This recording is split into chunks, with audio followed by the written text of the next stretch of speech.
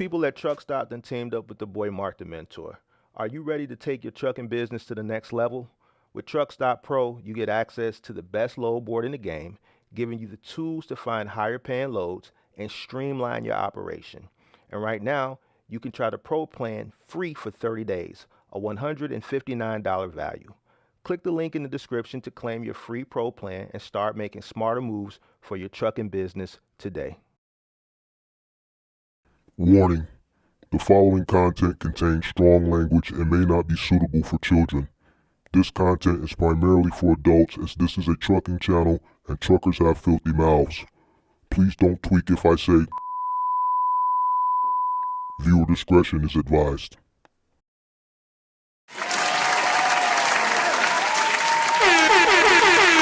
Sweet. Good morning, good morning, good morning. Happy Saturday, happy Saturday. Come on in. Make sure you guys hit that like button. Make sure you guys hit that like button. Let me know where you guys are checking in from. How's everybody doing this Saturday? All right, let's get this show on the road. Shout out to St. Louis in the building. What's going on? SD Walk. Shout out to all the MGM gang members. Shout out to Transportation Boys. Transportation Boys was in the Discord yesterday. He had a baby yesterday, so congratulations to Transportation Boys on the new addition to the family.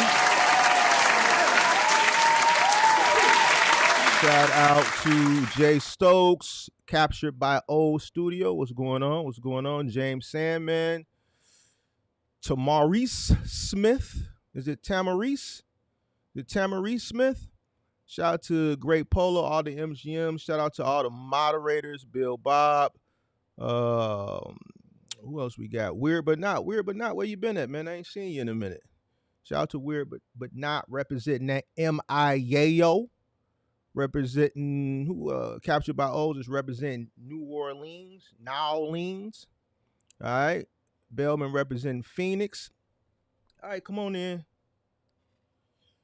Come on in. All right. It's gonna be one of them days. One of them live streams. Hit the like button. Hit the like button. I need you to do me a favor. All y'all out there that's OGs, or you consider yourself OGs, I need you to share this live stream with all your young bulls. All your young bulls that's in trucking, that's struggling. All your young bulls that want to come into trucking, all right? And they think they finna come in and they think it's going to be sweet. I need you to share the live stream with them now. Tell them to get on in here. Get on in here. The OG about to talk. All right? Now, look. Let's keep it a buck. Look. If you know they soft and you know they ain't going to make it anyway, don't have them come in here. Because I don't want to hurt.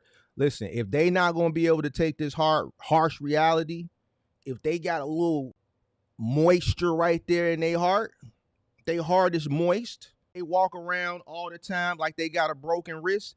If it look like their wrist broke all the time, they walk around, they wrist look like it's just dangling like it's broke all the time like that, don't tell them to come in here. They ain't going to make it. All right? But all the young boys that you think may have a chance that we can save, and they can take it from the OG that pause, they can take this tough love from the OG, share the link with them, all right? Come on in. Hit that like button. Hit the like button. Man, these youngins, man, I tell you, man, they listen. Check this out. You can't start a box truck business, a trucking business, and you never did it before. Now, I dropped a few streams recently, a few clips from some streams recently. There was one where I was talking to the 28-year-old, and there's another one when I was talking to a 34-year-old. And I got plenty more that I'm going to be releasing over the course of the next couple weeks. That whole dream that you thought you had, or that someone sold you of $3,000 or $4,000 and then putting a driver in the truck, you're going to fail. I'm going to tell you first that you're going to fail now, and then I'm going to tell you how you're going to fail. But let me just crush your dreams real quick. All right? Let me crush your dreams real quick. If you had dreams of going out with your funky ass little $3,000 and $4,000, renting you a truck, and then putting a driver in it, you gonna fail. Now let that marinate real quick in your heart. I want to let it marinate in your heart real quick. You're gonna fail. I'm gonna tell you how and why, but I just want you to let that sit for a second. You're gonna fail. If your favorite content creator said, man, tap in. First of all, what we say about tap in. When you see tap in, go the other way. Anything that got a tap, just don't tap anything, don't do it. All right. So your favorite person told you to tap in. They made it seem easy. You watched the reel and the short, and they was doing this and shit, and you saw the little 5 things, and it seems easy, and the 4,000. So you are already planning that when your baby mama get her taxes in February or March, you already know she gonna hit the finesse because she got 2 or 3 kids, so she gonna get whatever they get for each kid. She already promised you 3,000-4,000. You done shared the link from your favorite content creator to your baby mama and said, see, look, he said for only 3,000-4,000, I can start this box truck business and this gonna be a stream of revenue. Bae, I got you. Just when you get your taxes, go ahead and run me that 3,000-4,000. I'm gonna go ahead and go get this truck. We gonna set it up, and bae, I'm telling you, we gonna be standing on couches. Get it out the mud trucking, bae. I got you, bae. I told you. Just let me handle this. Run me that little 3,000-4,000. And you know, she like Pookie and she used to the man-mans. So she said, okay, babe, I got you. When February come, bye, I'm gonna get you and I'm gonna run you that little 3,000-4,000. You dig what I'm saying? And you think it's gonna be sweet as that. You already got little four in them. You already told little four in them he gonna work for you. Little four in them said, all right, I'll come drive for you. So you think you got it all figured out.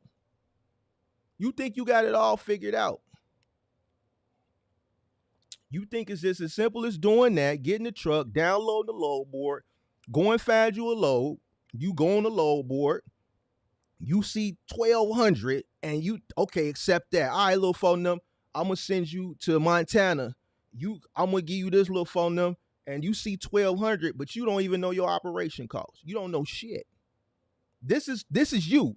I'm role playing you right now. This is how you think. And then when you send a little phone number to Montana,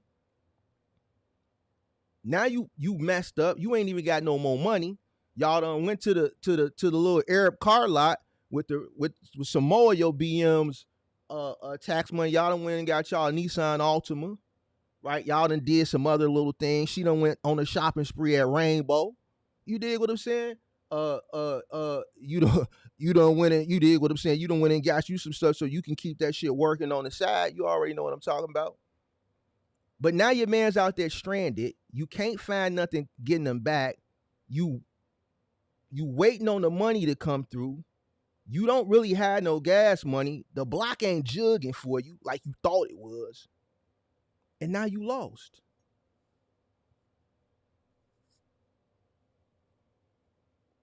Hit the like button. You thought it was going to be simple. Hit the like button. But let me tell you why it's not going to be so simple for you, young man. And some of y'all OGs out there that think y'all OGs, that's in the mind frame of some of these shorties. See, some of these shorties, I can expect that from them. I can expect that from some of them. Why? Because mentally, they ain't all the way there yet. They ain't had enough life experiences yet to have a certain level of wisdom, to have a full understanding of what, starting a business actually entails, and or not being deceived by influencers and content creators that's selling them on a dream, and just things are too good to be if things sound too good to be true, and they probably is. They just they want that instant gratification, so they're gonna fall victim to that. Like, I can accept of a level of ignorance from someone whose maturity level isn't fully developed yet. But I've talked to some older guys. I talked to a guy recently that was 40.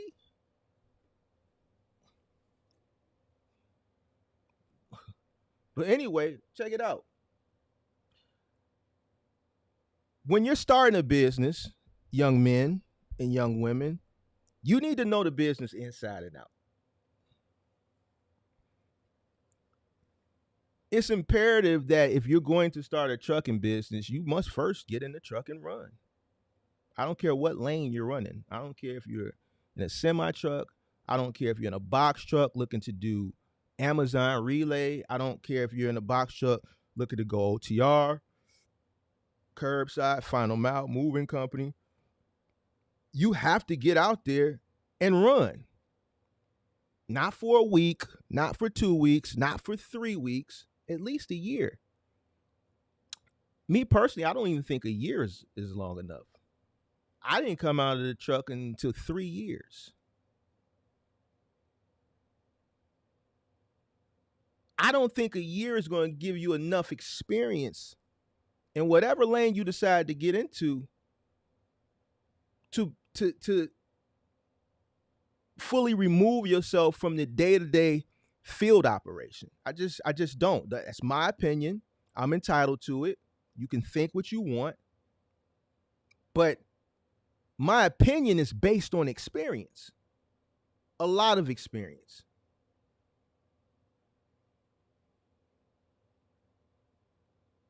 So let's talk about some of the things, because everybody want to be bosses. We live in this boss culture, this boss society where social media presents this false reality of that if you're a boss, you're just the successful person with the big house, the fancy cars, the beautiful woman who look like she mixed with the fat old ass, and you in the parties all the time, and as soon as you pull up, the bouncers know who you are and they don't pat you down and just slide out the way and let you walk in and all this shit. That's far from the truth. That's far from the truth. You think you're going to start a business and you're going to lay in the shade. That's far from the truth. Starting a business means the hardest work you've ever done in your life. See, y'all want to escape the 9 to 5. I talked to a youngin' yesterday. Struggling. He probably watching.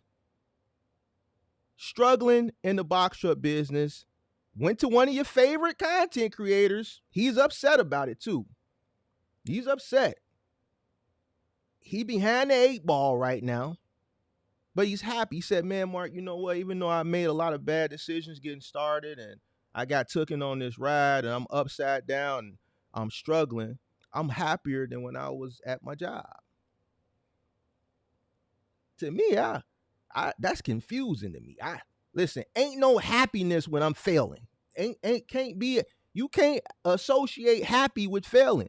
Some of y'all just really need to just stay on your job and work. Some of y'all just ain't got what it takes to be a business owner. Some of y'all need to be delegated. Some of y'all just don't have the mental fortitude to be able to run a business. I'm just keeping it a buck. Don't give, I don't care anyway. We'll drop the linkage too. If you oppose what I'm saying, I have no problem dropping the link. Linkage will get dropped. That ain't no issue. Some of y'all just need somebody to tell you what to do. And that's that's facts. Some of y'all ain't got the mental capability to run a business. I've displayed and showed that numerous of times on the call-in show. You can explain shit to people over and over and over again. I've explained shit over and over and over to people that it's done gave me a headache. And I know what the fuck it is. Me explaining it over and over and over again to people and gave me headaches. Simple shit that people just don't get. Like CPM. Like operation costs. People come up here all the time, don't know what CPM is. Don't know they cost to operate. A lot of them is young boys. Why? Because little folk them done told them something on the internet. And they thought it was sweet. Ain't shit sweet about business. Sweet is them little licks y'all be doing like chasing shit. That shit sweet until they catch up with your ass. That's sweet. The term boss, when you call yourself boss, a lot of work is associated with it. And see,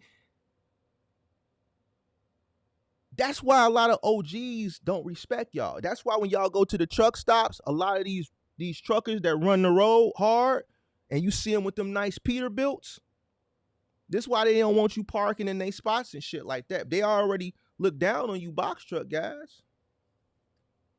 And a lot of them good old boys that still stuck, man, they don't respect you. They already counting them days down.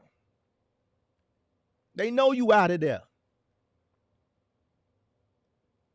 How can you put somebody in a truck that you never drove before yourself? You think it's as simple as getting a little money, going to enterprise, going to budget, renting a truck, and then just handing over the keys. Then what? Then what? Then what? You think it's that simple? You're going to go rent the truck, and then your driver, you just going to give him the keys and say, get along now. Like Buddy asked a few weeks ago, the 28-year-old with the 3 trucks and don't got no money.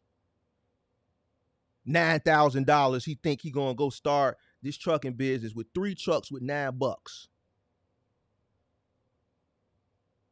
This is why we don't respect you. Respect is earned. It ain't given. This is why when you pull up to the truck stop, they treat you. Respect is earned. It ain't given.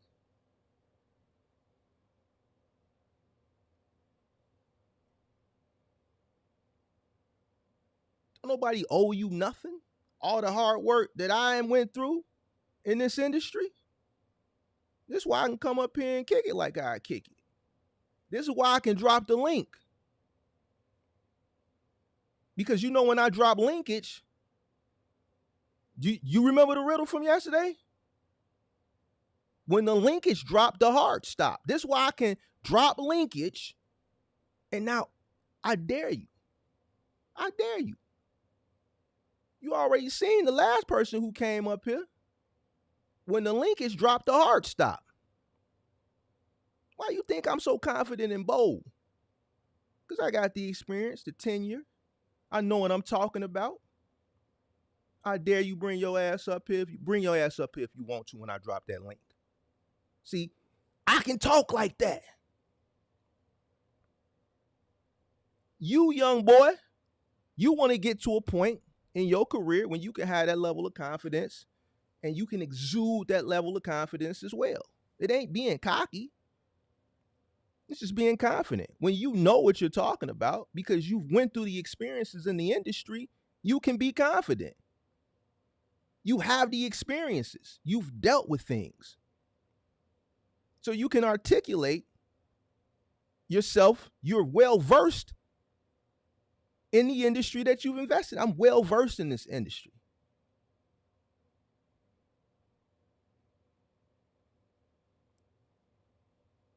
This is why I can come up here and kick it and kick it the way I kick it, and people respect it. Because it's earned. It's not given. Don't nobody owe you nothing. This is why I can sit up here and tell you gonna fail. I tear you down, but then I build you back up. You got to accept that. You can't do nothing but accept it.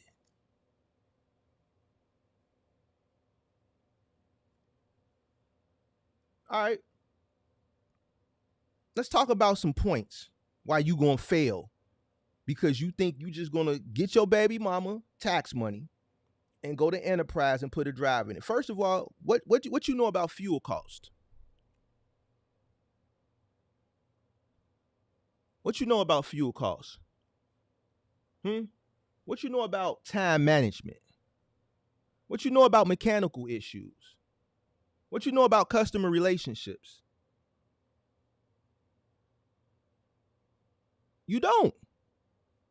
So how you think you're going to put a driver in the driver's seat and send him out like that and have him go do something that you've never done? How can you effectively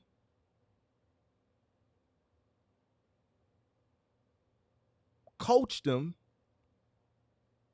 into being successful, right, for your company? What you're actually doing to that poor soul, to that poor soul that you done hired to put in that vehicle that you never run, you setting them up for failure. That's what you're doing. You're setting that poor soul up for failure. You gonna fail too, don't worry about it. But now you've put an innocent person behind the wheel. He don't understand that the person who's hired him don't know shit about shit. How can you expect your employee to be successful and this person is relying on you so that they can be able to provide for their family? Little do they know, they tenure within your company, within your organization is about to be short-lived. Hit the like button. They don't know you finna fail. Hit the like button. Or then there's another individual who does come in, who sees your ad on Indeed, right? That is tenured in the space. That comes in and after a few days or a few weeks, they realize you sweet. Your employee who's experienced, who's been doing this 10, 12, 14, 15 years, realize that the person they working for is sweet. Oh man, this dude, he tweaking. You tweaking. My boss a Yo, goofy. goof ass. He on the new. My boss on the new. Man, I'm finna get over on his ass. They finna get over on you 40 ways going north, and you ain't gonna even realize it because you don't know what the hell they doing because you ain't never been out there. How you gonna hire somebody and run a business ain't never been out there? So you gonna have an employee who don't know no better that you setting up for failure, or you gonna have somebody that's coming in that's working for you, that's more experienced than you, that's gonna take advantage of your goofy ass because you don't know what the hell you doing. They're gonna be stealing your gas. You ain't gonna realize it because you don't know what fuel management is. You don't know, and you won't be able to measure how much fuel it really costs to run from here to there. Your ass so goofy, you don't even know that even if you do go out and get a fleet car, which you shouldn't with one truck, that you can set parameters on the card. So you just got the card open. They filling up little phone cars when they get back to the crib. They filling up their baby mama car. They filling up their side chick car. They running it up. But you just think, man, I'm spending $5,000 a week on fuel. You think is that it costs that much. You don't know. Because you never did it.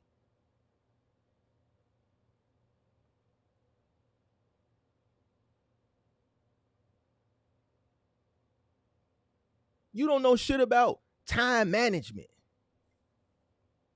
You don't know nothing about communication, relationships. How can you train a person how to present themselves when going in and out of places when you never been out there?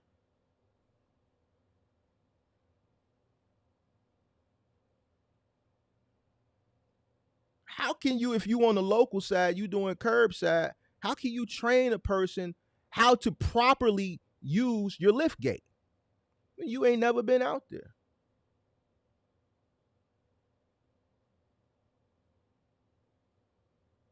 How can you tell a person or train a person how to effectively drive your vehicle when you never really drove it yourself? How can you tell and train a person how to load and pack a truck when you've never done it?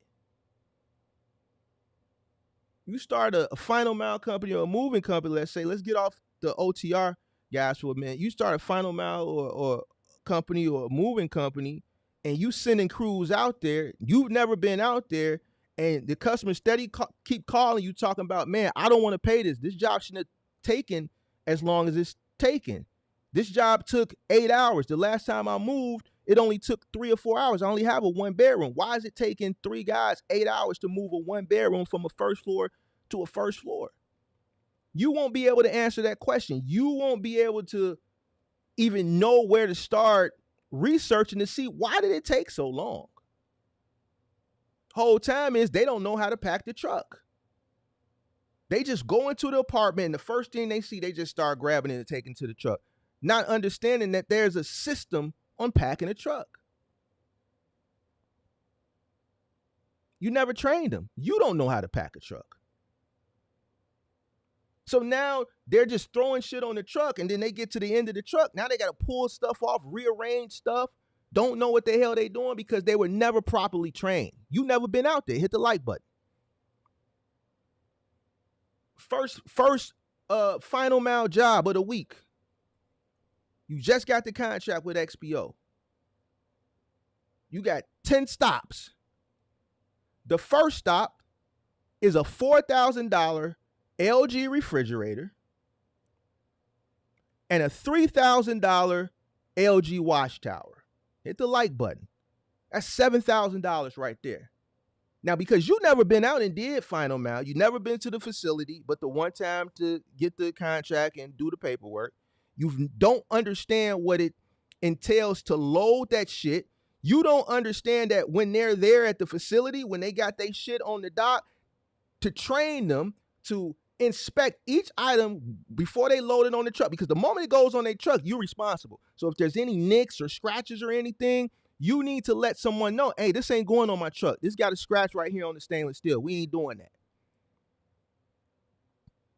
See, you never trained these guys on that because you just got your baby mama tax money. You watched buddy ass on Instagram tell you can run it up with a rental truck, or the other guy that's over there running, telling y'all now with the final mile shit, he did all that. The shit popped down. You thought it was easy. Your BM gave you the money. You went to Enterprise. You went to Penske. You rented the truck. You did everything you needed to do from the structuring of the business, all the back end shit.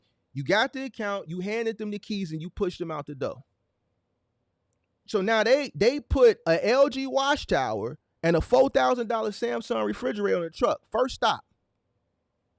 Now, whether they damaged it or didn't damage it, who knows? You didn't train them. You didn't tell them to put a blanket on it.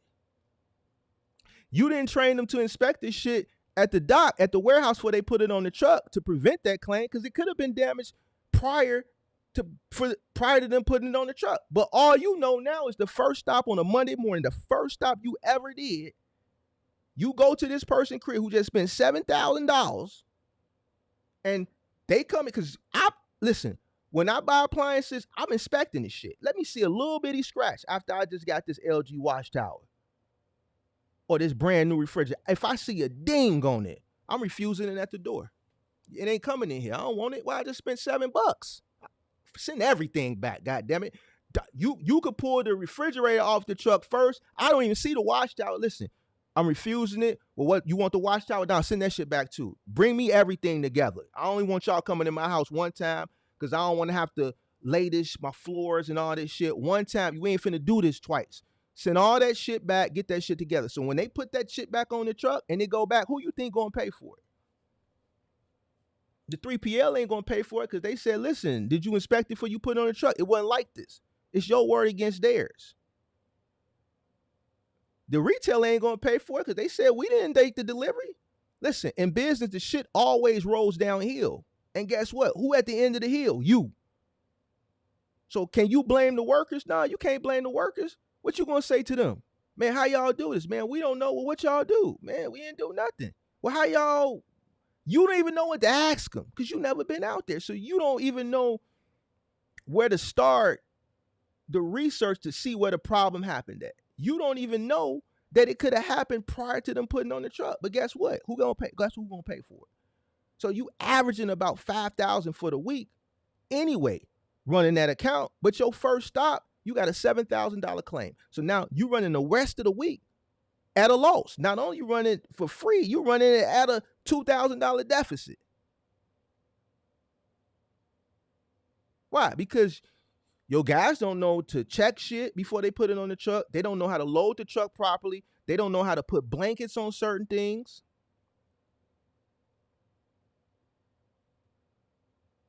What about going into people's homes?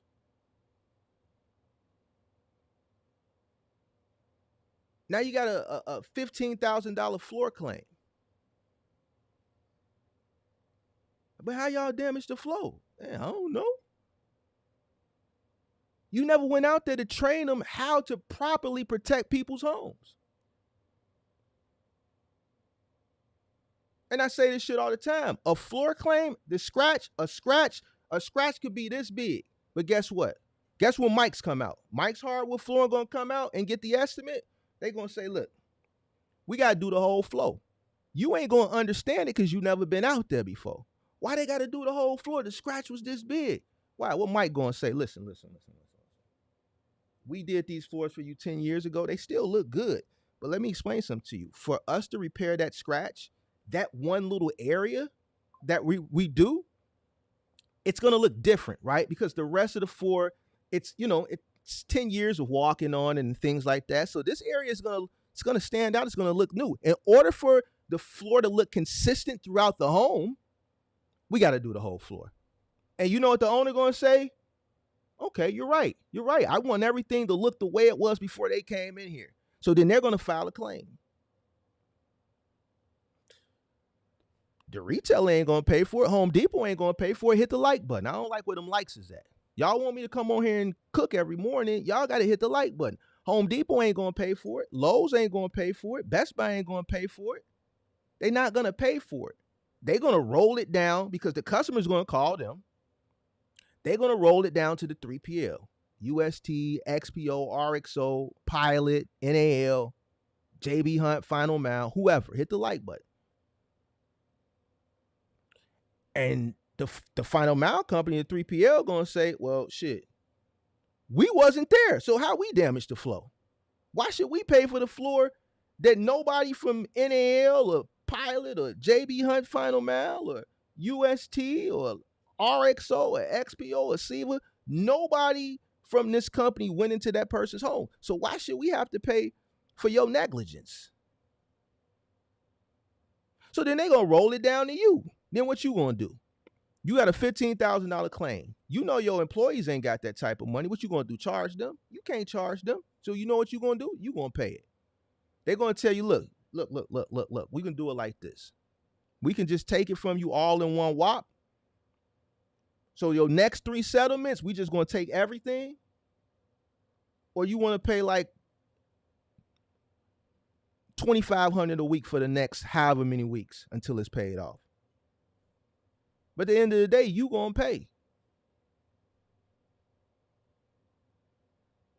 You never trained them. This is why you gonna fail. I didn't give you OTR scenarios. I didn't give you final mile moving scenarios.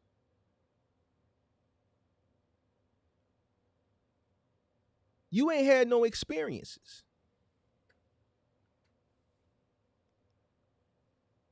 You gonna fail.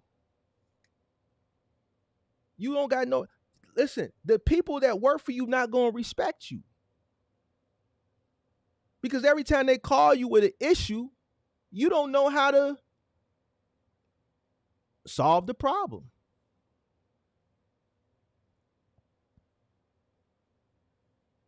Then you end up coming to the internet complaining about trucking and OTR, final mile. You come complaining.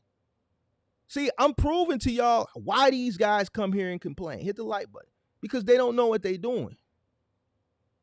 So instead of solving a problem that's being presented to you, you just come to the internet and complain.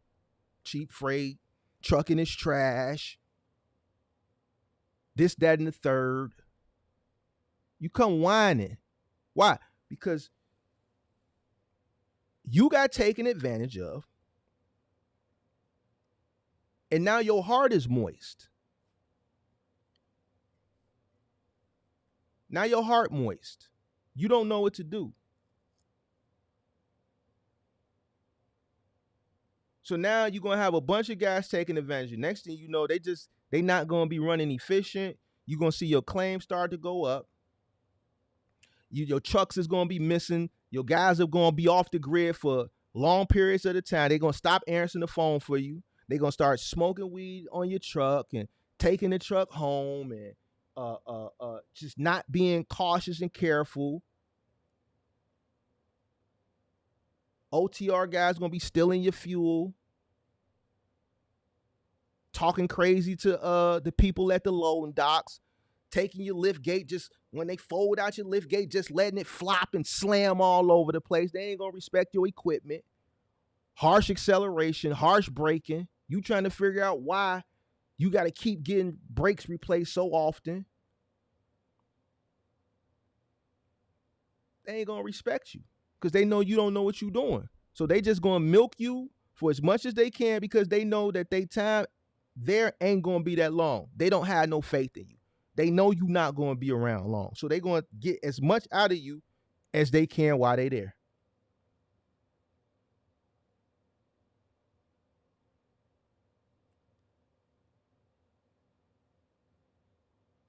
Every day I talk to some young boys. Every day. You know why they come and talk to me? They only come and talk to me after they got taken advantage of from some of your favorite people. Hit the like button. They all say the same, man, I wish I'd have found your channel first. Man, I went and paid this person $5,000. And man, I ain't getting nothing out of it. Now I'm out here. I'm down to my last $500. And I don't know what to do, man. The damn truck rental due in 4 days. Then you already know what happened next. I got to hold them accountable. And then a lot of that accountability is me telling them, go ahead and take the truck back, pimp. Why, man? Why? You ain't got enough cash flow.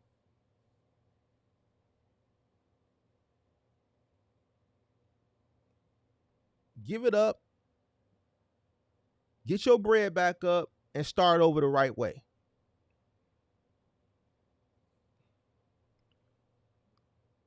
Let's talk about that. Let's talk about the learning curve. Hit the like button. Listen, we got 66 people. We got 40 likes. Hit the like button, man.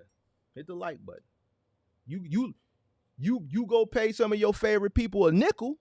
All I'm asking you for is to hit the like button. You want to go get them a nickel and then cry and complain when they took advantage of you.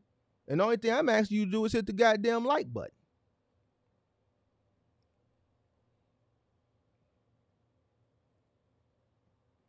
Let's talk about the learning curve. It ain't free.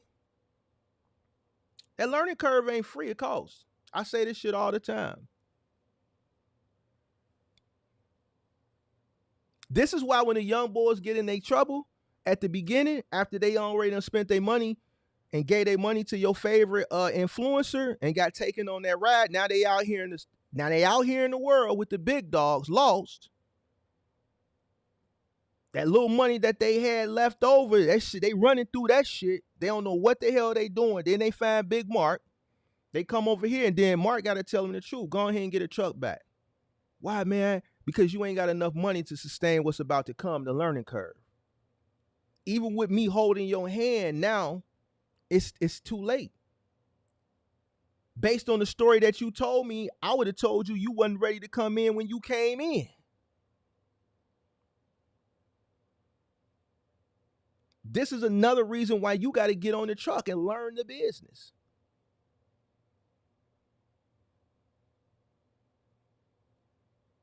It costs to learn. Like, learning ain't free.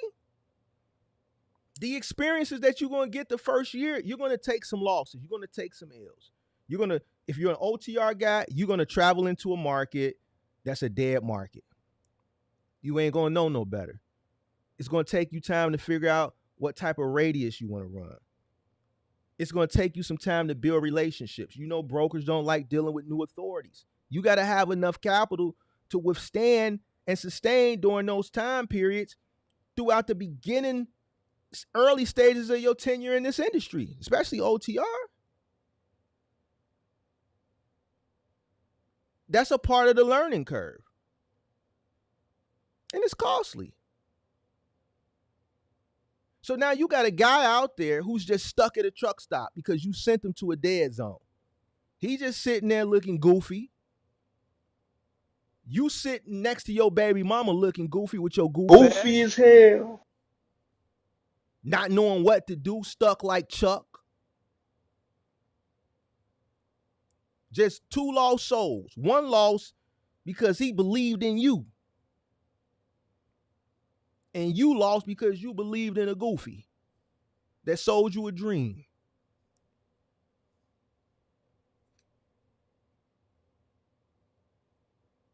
On the real. That's a part of the learning curve. But see, guess what? That hit that you taking right there, because you never been out there and you sent this person to an area that you would have known better because you would have went to that area and realized that yourself. The difference is it's costing you more money. See, if you would have learned, you would have did that goofy shit, which is acceptable because you're going through the learning curve. It wouldn't cost you so much. You got a guy out there that you got to pay. So now that's a bigger hit you got to take. The hit when it would have hurt, but it wouldn't have hurt as bad when you got to pay another person. Now you probably finna lose that driver. So now what? Now you got a truck that's finna be sitting. Your goofy ass still don't want to get out there and work because you thinking you can start a business because your favorite person told you, stream of revenue, go rent a truck, hire a driver, and you're gonna be a part of this $875 billion industry. And then you just repeat the process over and over and over. And then when you get 10 trucks, then you're gonna have 10 drivers who are gonna be making all this money. If it was that simple, don't you think everybody would be doing it? Don't you think everybody would be doing it? And when it was that simple, because you had to be a pretty much dummy to fail, was during 2021, during the pandemic. When it was dummy proof, and the reason why it was dummy proof is because there was just an overabundance of volume and the rates were just extremely high. And that's why the dummies that came in, they made it. And as soon as shit got real, which is normal, they failed. They didn't know how to transition. I'm keeping it a buck. Don't get mad at me.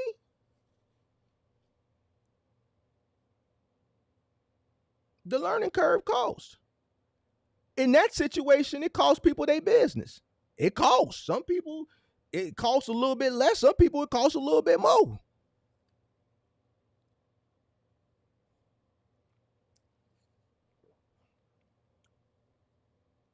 Hit the like button. That's why I be like, man, you think it's that sweet. You believe somebody and they told you tap in and they did that. The shit was falling and shit.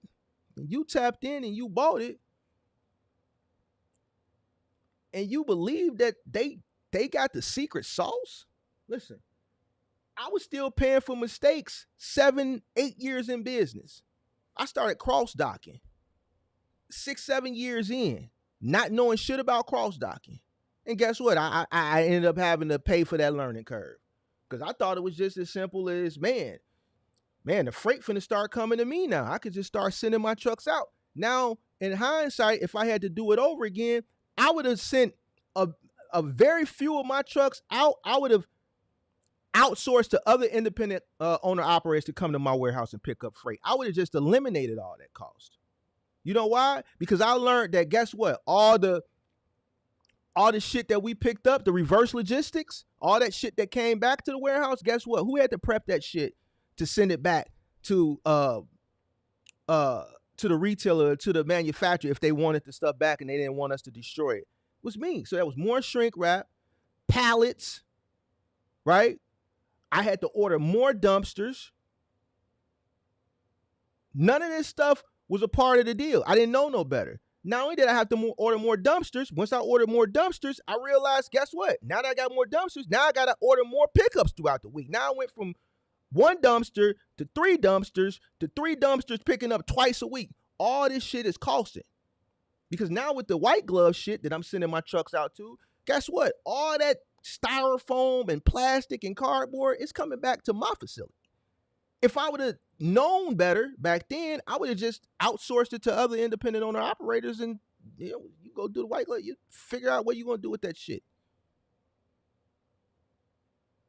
That learning curve cost. It cost. I figured it out. But it wasn't free.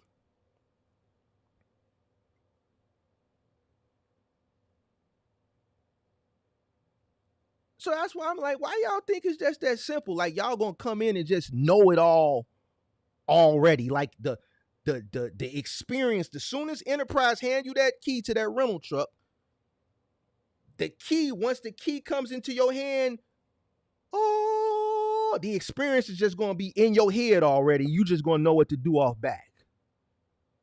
Hit the like button. Hit the like button. That's what I'm trying to figure out. How you think the experience is just gonna automatically just get implanted into your head automatically? Like you just gonna know exactly what to do. You're gonna know exactly how to get yourself out of situations. You're gonna know exactly how to problem solve. You're gonna know exactly how to save money. How do you think you're gonna know all this shit? Like, where do you think this shit automatically? You think you can tap in and they can do this and they and those little 5 or 6 things that come down, you think it's just as simple as that? You think it's that simple? And then what happens is when you come up here and you want to talk to me and then I get you together, you want to go back and forth with me.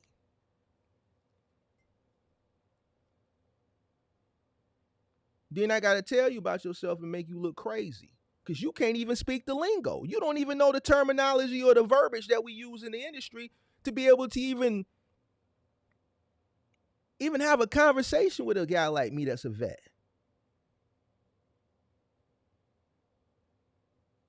And then when I crush your feelings and hurt your little heart and give you all this sauce, and then you like, damn, that do make sense. The shit get real. You see a person come up as soon as they hit the link, man, what's up, Bart? About 30 minutes in that conversation, you just hit go to face.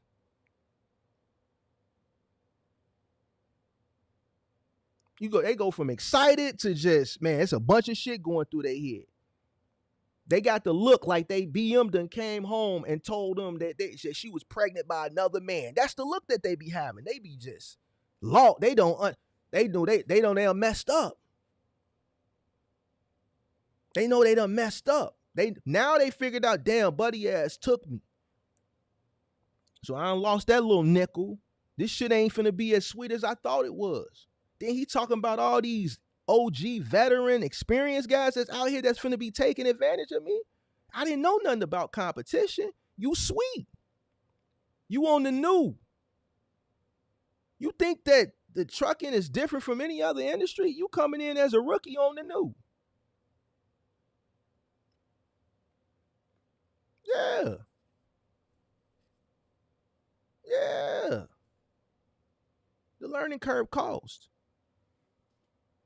And depending on how long your bread is, it's going to depend if you are able to sustain the learning curve or not. And guess what? A lot of people's bread ain't long enough. You know why it's not long enough? It's not that it can't be long enough. It's just people don't work and save and come in with a good amount of money to be able to withstand.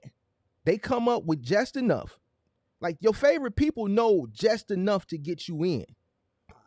And then they include their cost of their mentorship in it. And then they leave you hanging.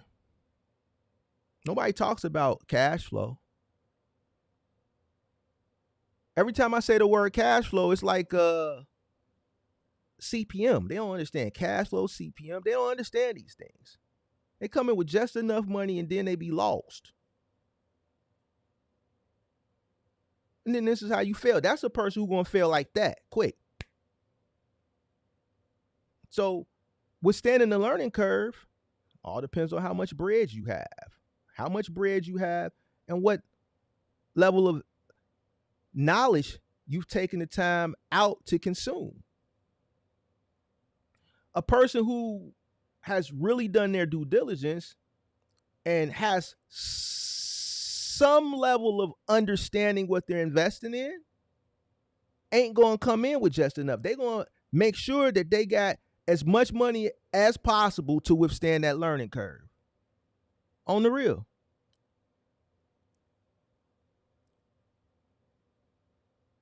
But some people that are ignorant, who looking for that quick come up, like Buddy, the 28-year-old.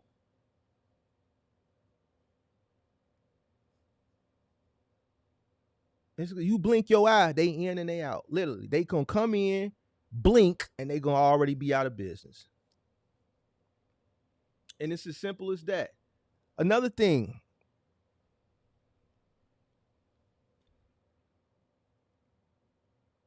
you come in, you've never done this industry, you've never been in this industry before, you've never done this business, you thinking it's sweet that you can just come in and put a person out there. How do you know what it feels like to really do this work? Let's talk about actually physically doing the work. Do you don't understand what it's going to feel like to be over that road driving for hours and hours and hours, to be able to know how to effectively treat your employee. You've never been out there and did a curbside route. You don't understand the conditions that that individual has to deal with. Depending on the market, if they're in a local market like a New York or Chicago, this traffic will just tire you out. Just dealing with traffic, maneuvering a 26-foot box truck in a dense city that's highly populated. You got people running out in front of you, kids playing ball, balls running out in front of you. You got these fucking zippity doo-dah-day scooter things everywhere in all the major cities now. These people, these bike lanes, they done changed all the cities now. They got these damn bike lanes you got to worry about, these goddamn scooters and shit. You don't know what that feels like because you never did it. You don't know the frustration of a person that has to maneuver a 26-foot box truck in a major city. You don't know what it's like to do a delivery on a block that doesn't have an alley. There's nowhere to park, and you got to just bogart. You got to really pull up on the block, knowing you finna block traffic, and do what you got to do. You got people honking at you, cussing you out, giving you the finger. Don't be in a New York or a Chicago. Foreigner might want to get out and drill on you. But you got to deal with it because there's nowhere to park. It might be a block with no alley, so you got to literally pull up and bogart.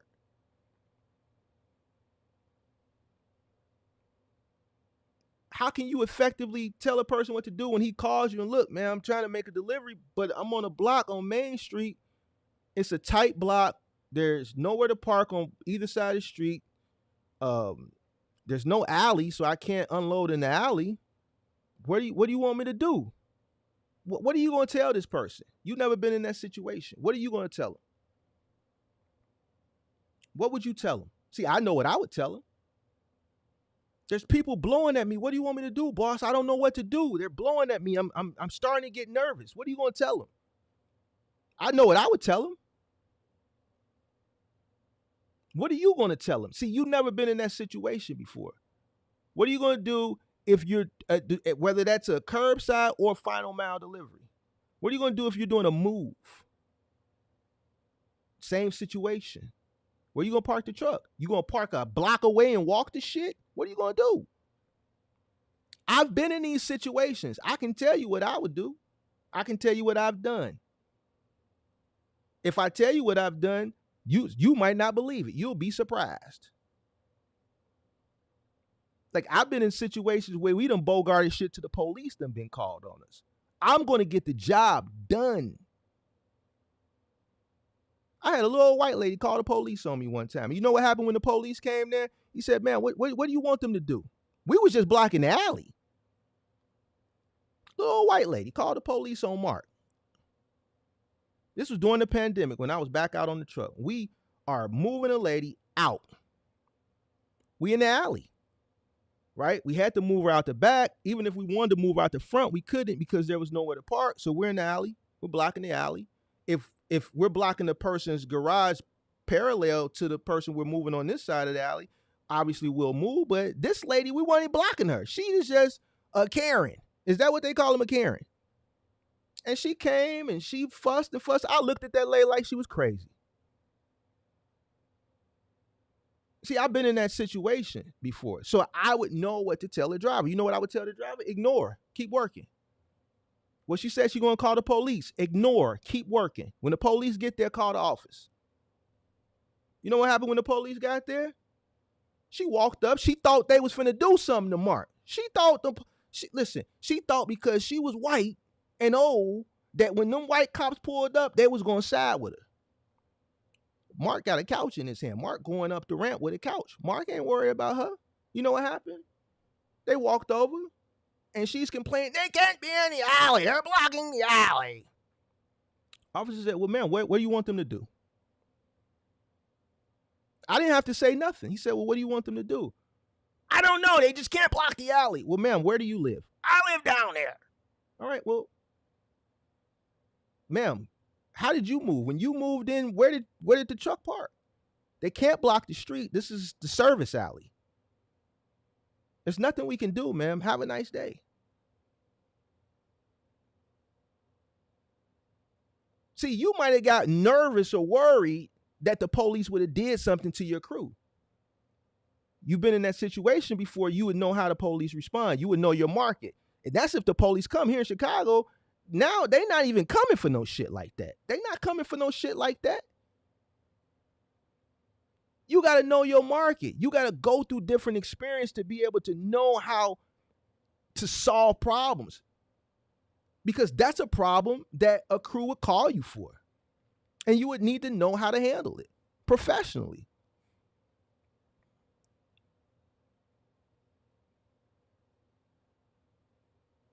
Man, Mark, the man, this ain't finna fit. The customer is adamant that we try.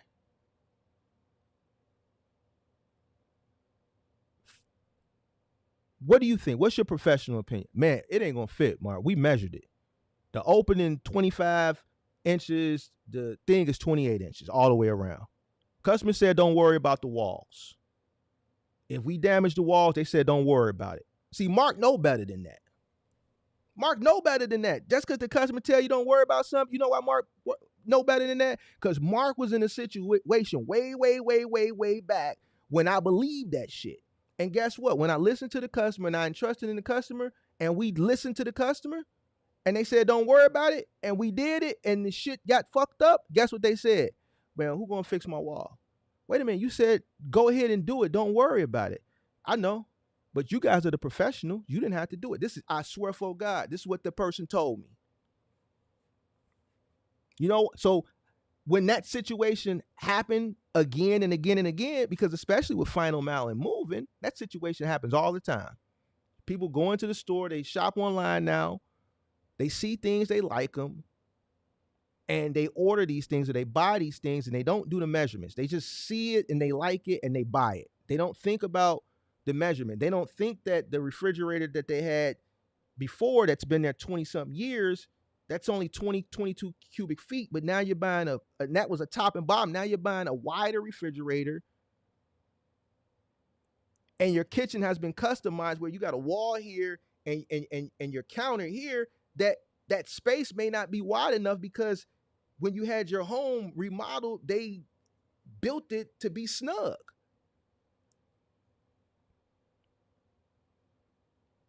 Or you're in a building, you're trying to deliver a couch in a building that was built in 1910, 1920, and it's just not getting up the stairs. Or it's not fitting in the freight elevator. Customers telling you, try it. If you're going to have some guys that are just going to believe the customer because they're going to be like Dizzy, we thinking about that tip. They thinking about that tip. See, I tell my guys, hey, man, don't let no customer send you off about no tip. Man, just try. I'm going to tip you guys well. Don't worry about the wall. Listen, when a customer tell you they're going to tip you well to do something that you second guessing, call the office. Don't do shit. Because if you do it, I'm going to take it out your check. See, you would never know to tell that to an employee because you've never been out there. See, I tell my guys, don't let a customer send you off. The customer is not always right. Forget that saying the customer is always right. Not in this industry. Customer ain't always right. Customer send your goofy ass off. You call the office. Man, market ain't going to fit. You don't think it's going to fit? Your professional opinion? All right, don't do it. But the customer said, don't worry about the wall. Don't do it. Take it back. Send pictures. Take that shit back. Bring it back to the yard. If the customer has an issue, tell her to call the office. Because the customer will tell you one thing, and then when you do it, they'll flip on you. That's something you learn from experience. You learn from experience that the customer's not always right, because they're not.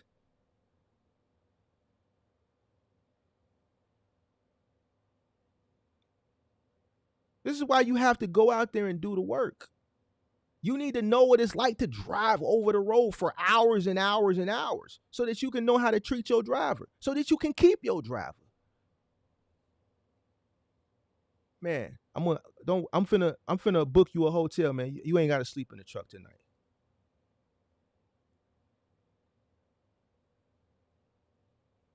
Man, lunch on me. I'm gonna send you some money. Go ahead and get you some lunch.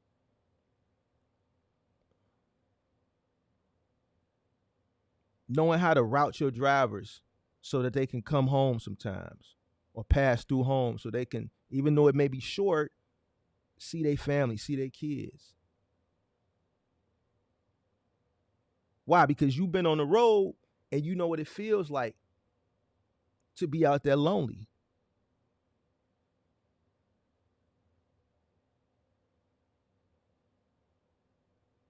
So you know how to treat your drivers so that you can keep them motivated and encouraged to stay out there to keep making that money for you and your business.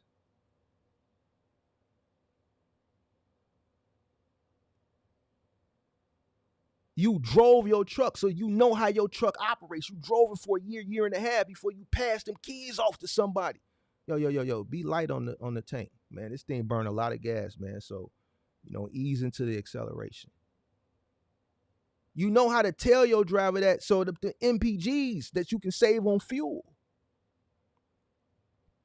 Be delicate with the lift gate. Make sure when you lower it and you fold it back, just don't let it fall. Just, bring it down, hold it, and just let it place and then lower it. Don't just unfold it and just let it boom while it's just floating in midair and then lower. Don't do that, man. This thing costs a lot of money to get fixed, and if it break down on you on the road, then that's going to be bad for both of us, because now I got to get it fixed. So now it's going to be downtime and it's going to affect both of us. So we got to have a level of finesse.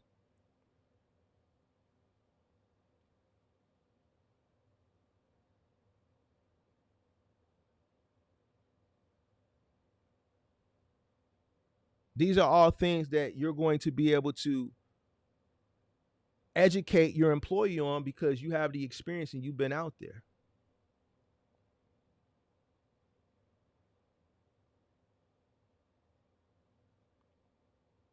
A lot of mistakes are made from guys who just get those keys handed to them from a truck rental place, and they just hand them over to their guy.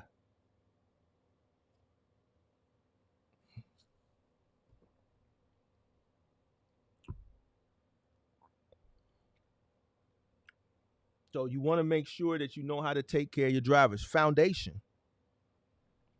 We talked about this recently, the foundation. You start a business, you get handled some rental truck keys, and you hand them to a driver and you push them out there. Who's building the foundation for your business? Hit the like button. Hit that like button. If you've never been out there, ever, who's building the foundation?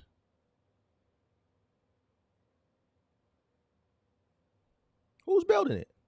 You've never been out there, so who's building it?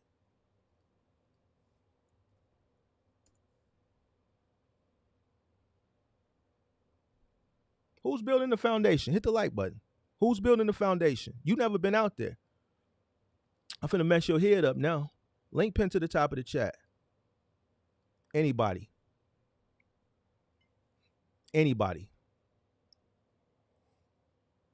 You frog elite.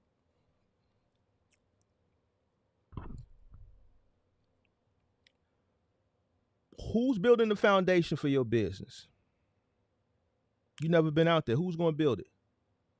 You get a key, you hand it over to a driver. Is the driver supposed to build a foundation for your business? Because that's essentially what you doing. Young guy, young girl, or older guy with a young mindset. Who's building it?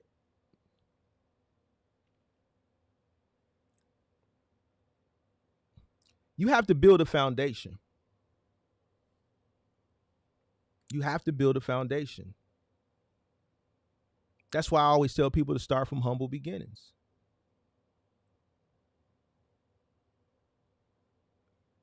You build your foundation brick by brick. Building the foundation equals work. Stacking those bricks, mudding it, stacking another brick. That's you out in your truck, in the field, working, learning the business. You can't learn the business by just getting handed a key, handing it to a driver, pushing them out, and then going laying up under your baby mama all day. How you gonna learn?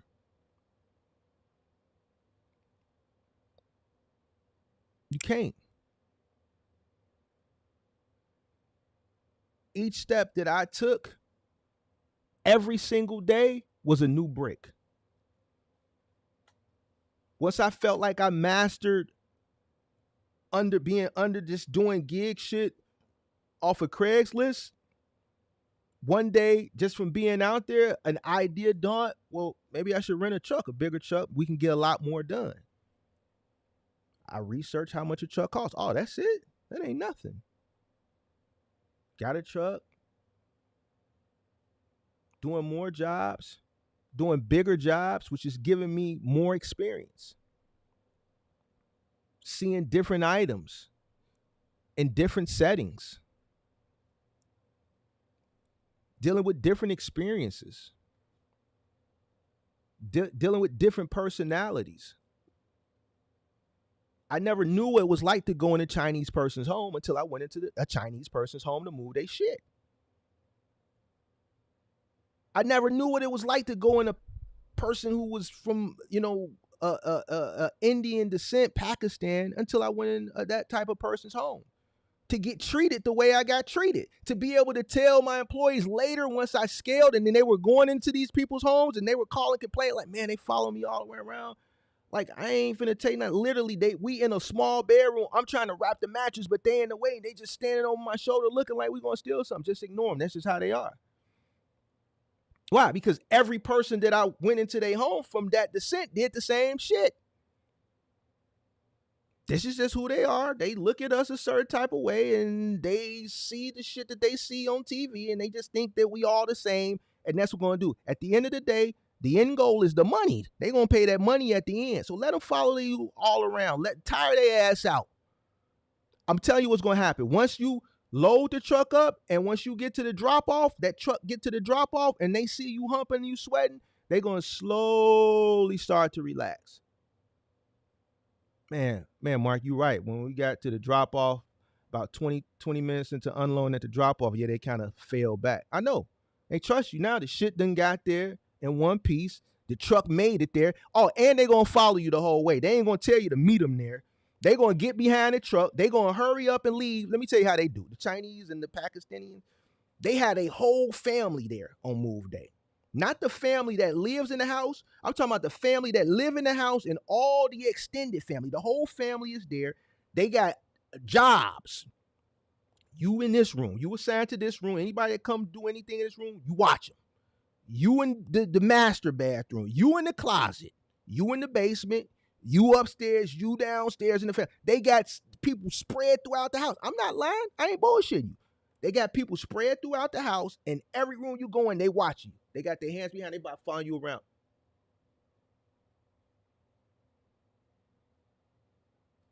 Oh, okay. Oh. Then they make sure once they see them last few items coming, they already got the follow car. They already done went and got the car and positioned themselves behind the truck. So they sitting there waiting for you to close that door and pull off. And they going to follow you the whole way. Every turn, if you run a light, they run in the light, they going to follow you.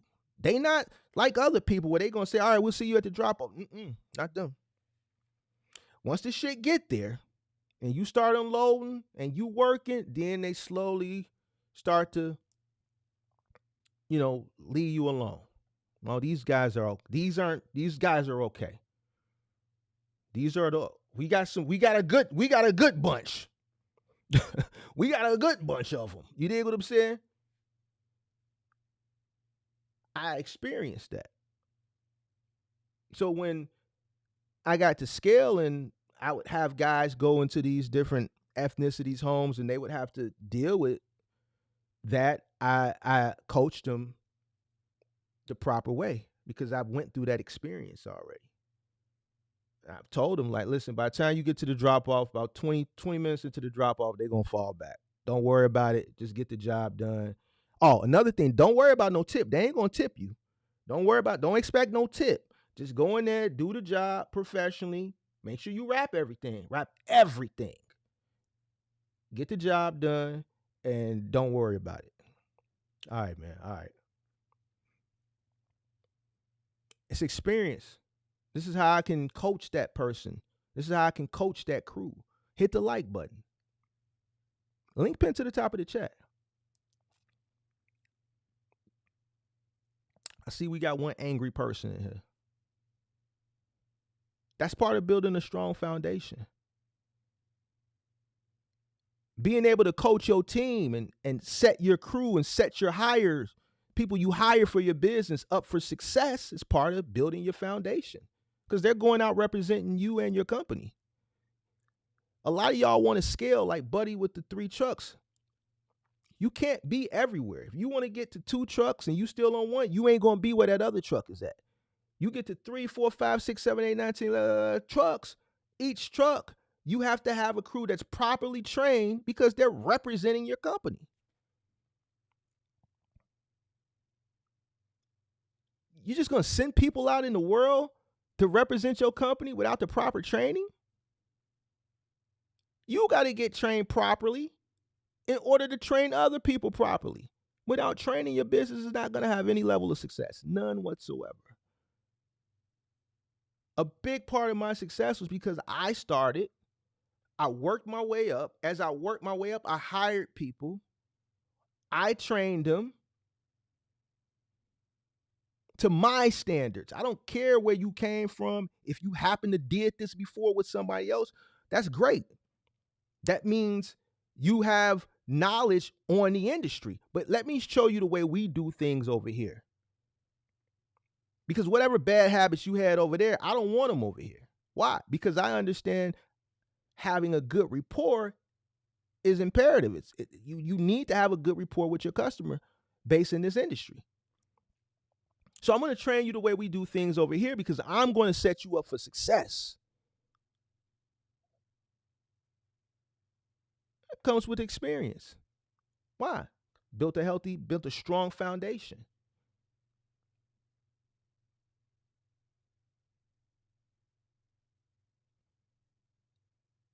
You got to have a foundation. And some guy that you hand some keys to is not going to build a foundation for your business for you. You have to build it for yourself. All right. All right. Let's see here. Link is pinned to the top of the chat. You know, we always pin linkage. I see a disgruntled person in the chat. All right. Is the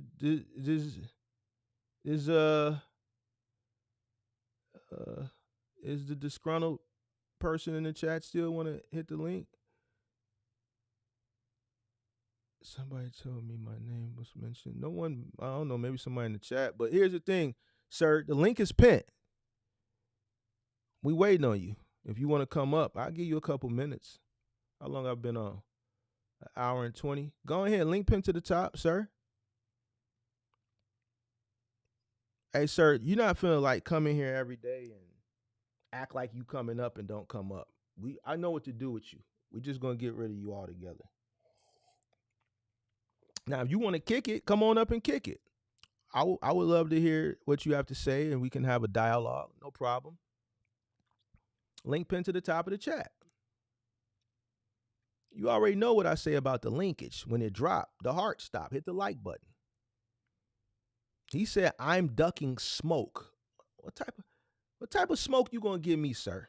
You don't have no smoke for me. You said that the Venezuelans, this is their country, and it was stole from them. You said America is the home of the Venezuelans, and that we supposed to pay them because this is their country and it was stole from them. This is you, right? I just making sure I got the same person. You think I'm ducking smoke from you? From that? Never. You the guy that said y'all had huddles every morning and y'all said, listen, we got to go in here and get these tips. You that guy, right? You had the huddles in the morning and you made sure everybody knew not to go in there and damage nothing so that y'all can get the tip. You that guy, right? I just making sure. I'm just making sure. Or is you still at a pickup? You still at a pickup? Hit the like button. I mean, hit the hit the link. Hit the linkage. I'll give you a few minutes. I ain't gonna give you long. Listen, I ain't finna give you long because I got shit to do, sir. I'll come on here and I'm gonna cook up like I do for my little 1 hour, and then that's it.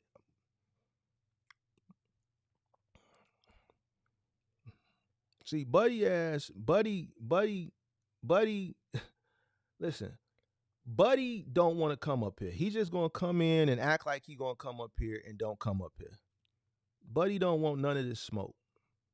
Link pinned to the top of the chat. We're gonna put it in the it's pinned to the top, but we're gonna also drop it in the chat, man. So you can get it at the top or you can get it at the bottom, sir. However you want it. However you want it. You can look at the top of the chat, is up there, and now you can look at the bottom. You see what I'm saying? Anywhere you want to click it, you can click it, sir. I'll give you a few minutes. We always gonna pin link. We have no problem pinning linkage. See, when we pin linkage, this is how you tell who's who and what's what.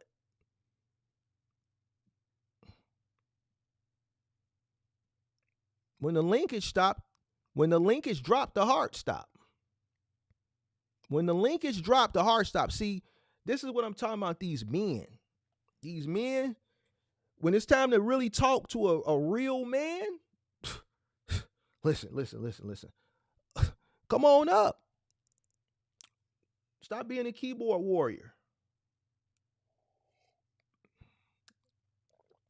Keyboard thug. Stop being a keyboard thug. Tell me how the Venezuelans, how this country was stole from them. You never got to that. You said last week that this was their country and it was stole, but you didn't give me the history lesson. I want to hear the history lesson. Tell me some more about some of them huddles y'all used to have when you worked for the moving company that you was a part-time manager for.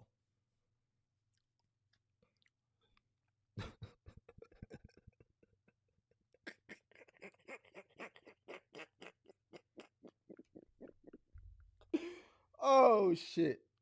Tell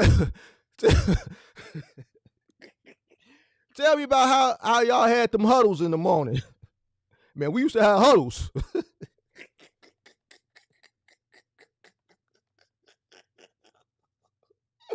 Oh shit.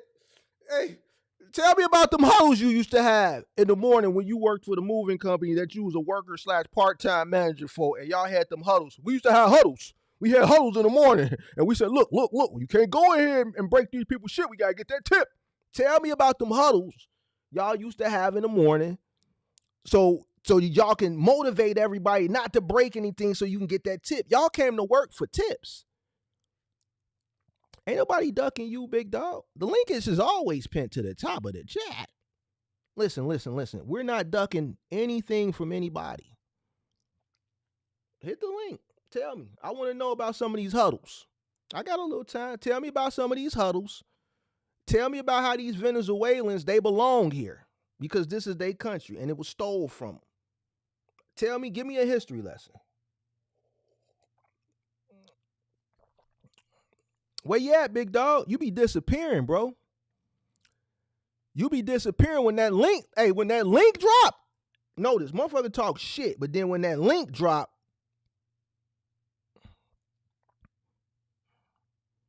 it get mums the word.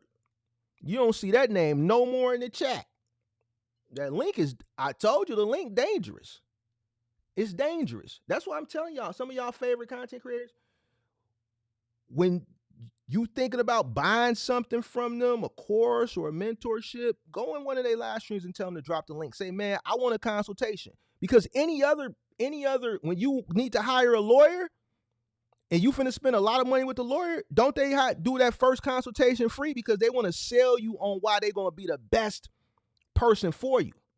When you going to get your floors done, the flooring company going to come in and give you that free consultation. The painter's going to come in and give you that free consultation. See, I'm kicking all the knowledge in the game to you. So make sure they drop that link. They probably not going to drop it, though. They ain't going to drop it. Or when you oppose something, say, man, drop the link. Man, I want to come up and have a conversation because I don't believe that you can start a box truck business with $3,000-$4,000. Drop that link. Man, let me come up and rap with you. I just got a few questions I want to ask you because I need you to substantiate to me how is that possible. I'm going to come on up and just drop the link. Let's see if they drop it.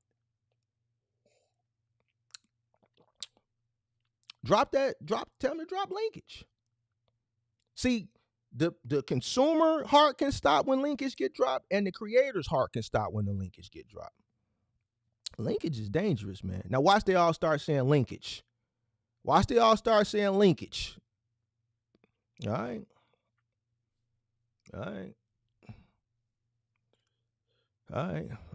So he ain't on shit.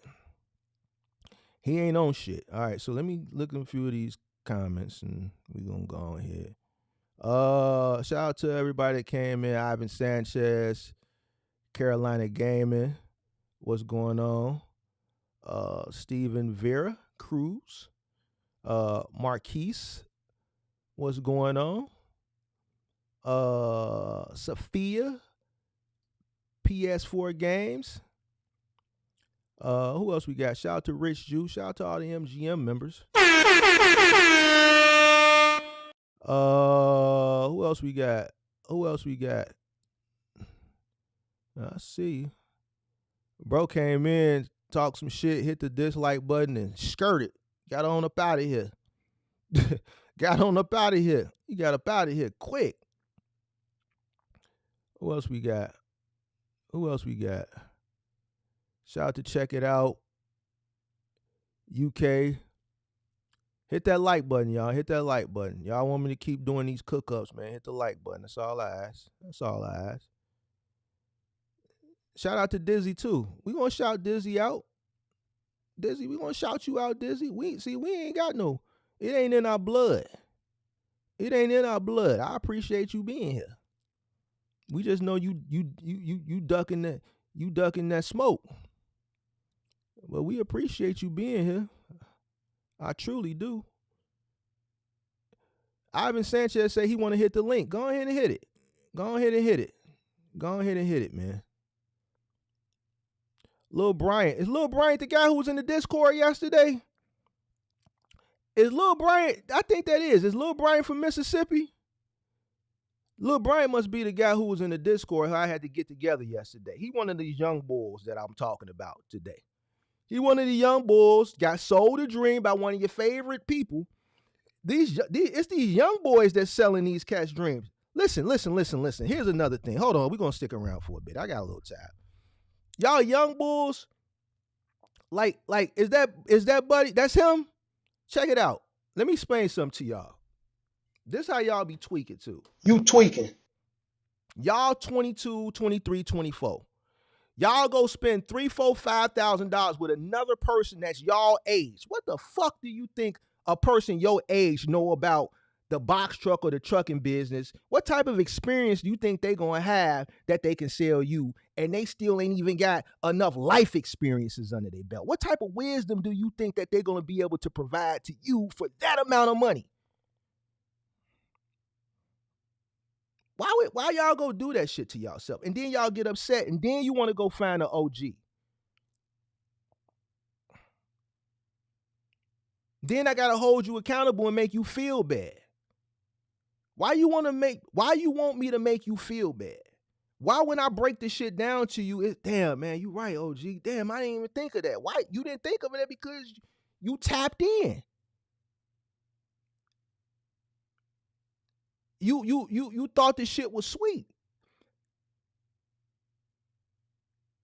Why you spent a large amount of money from a kid. What makes you think this kid, how you think at 20 some years old, early 20s, a kid has enough experience to be able to coach you to millions of dollars of success in trucking? Probably still don't even know how to wipe their ass right. Probably got streaks in their drawers on the gas. Probably still don't even know how to clean themselves properly. So you think they're going to be able to coach you into a multi-million-dollar trucking business? Hit the link. All the young boys, hit the link. I want to talk to all my young boys. Yes, sir. Let's come on up here. I only want to talk to the young boys. All the young boys. Yo,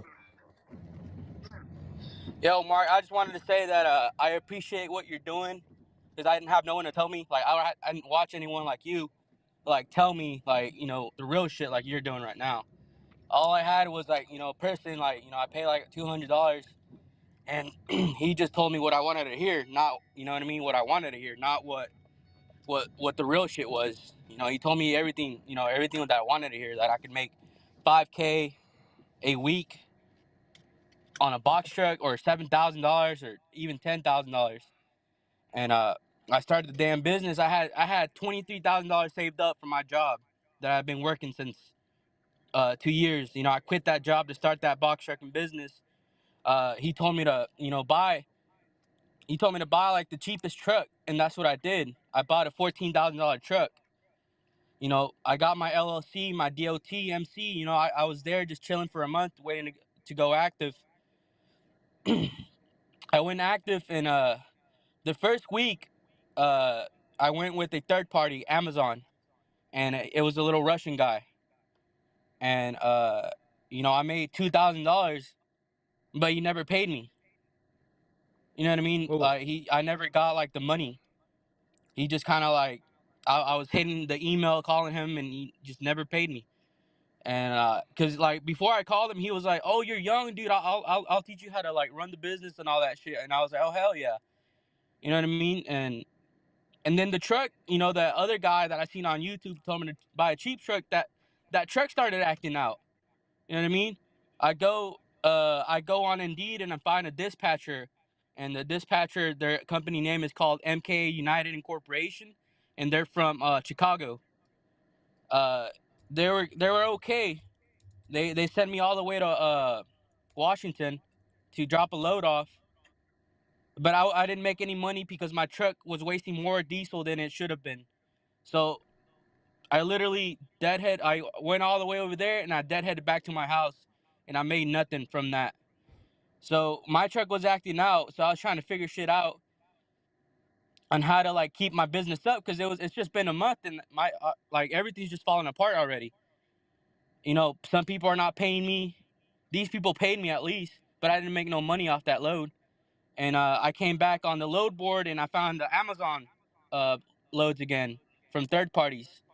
And my idea was, okay, let's run it until this truck dies and make enough money to fix the truck. But they would always take forever to pay me. They would never pay me. They'll take like, oh yeah, we'll pay you, and then 2 weeks they'll just give me that first payment.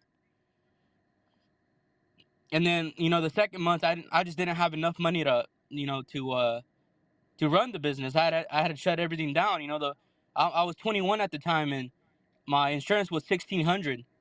So I couldn't pay that. I couldn't. The down payment was 3,000, and then 1,600 a month every month, and I just get you have to be working to pay those bills, and I couldn't because the truck was down and people weren't paying me. So that's just my story, man. And the only reason I got into it is because of the influencers on YouTube telling you that you can run a bag up and tell you all that stuff you want to hear. I didn't have someone like you, Mark, like to tell me like the truth, the real shit. When They'll just when was yeah. this?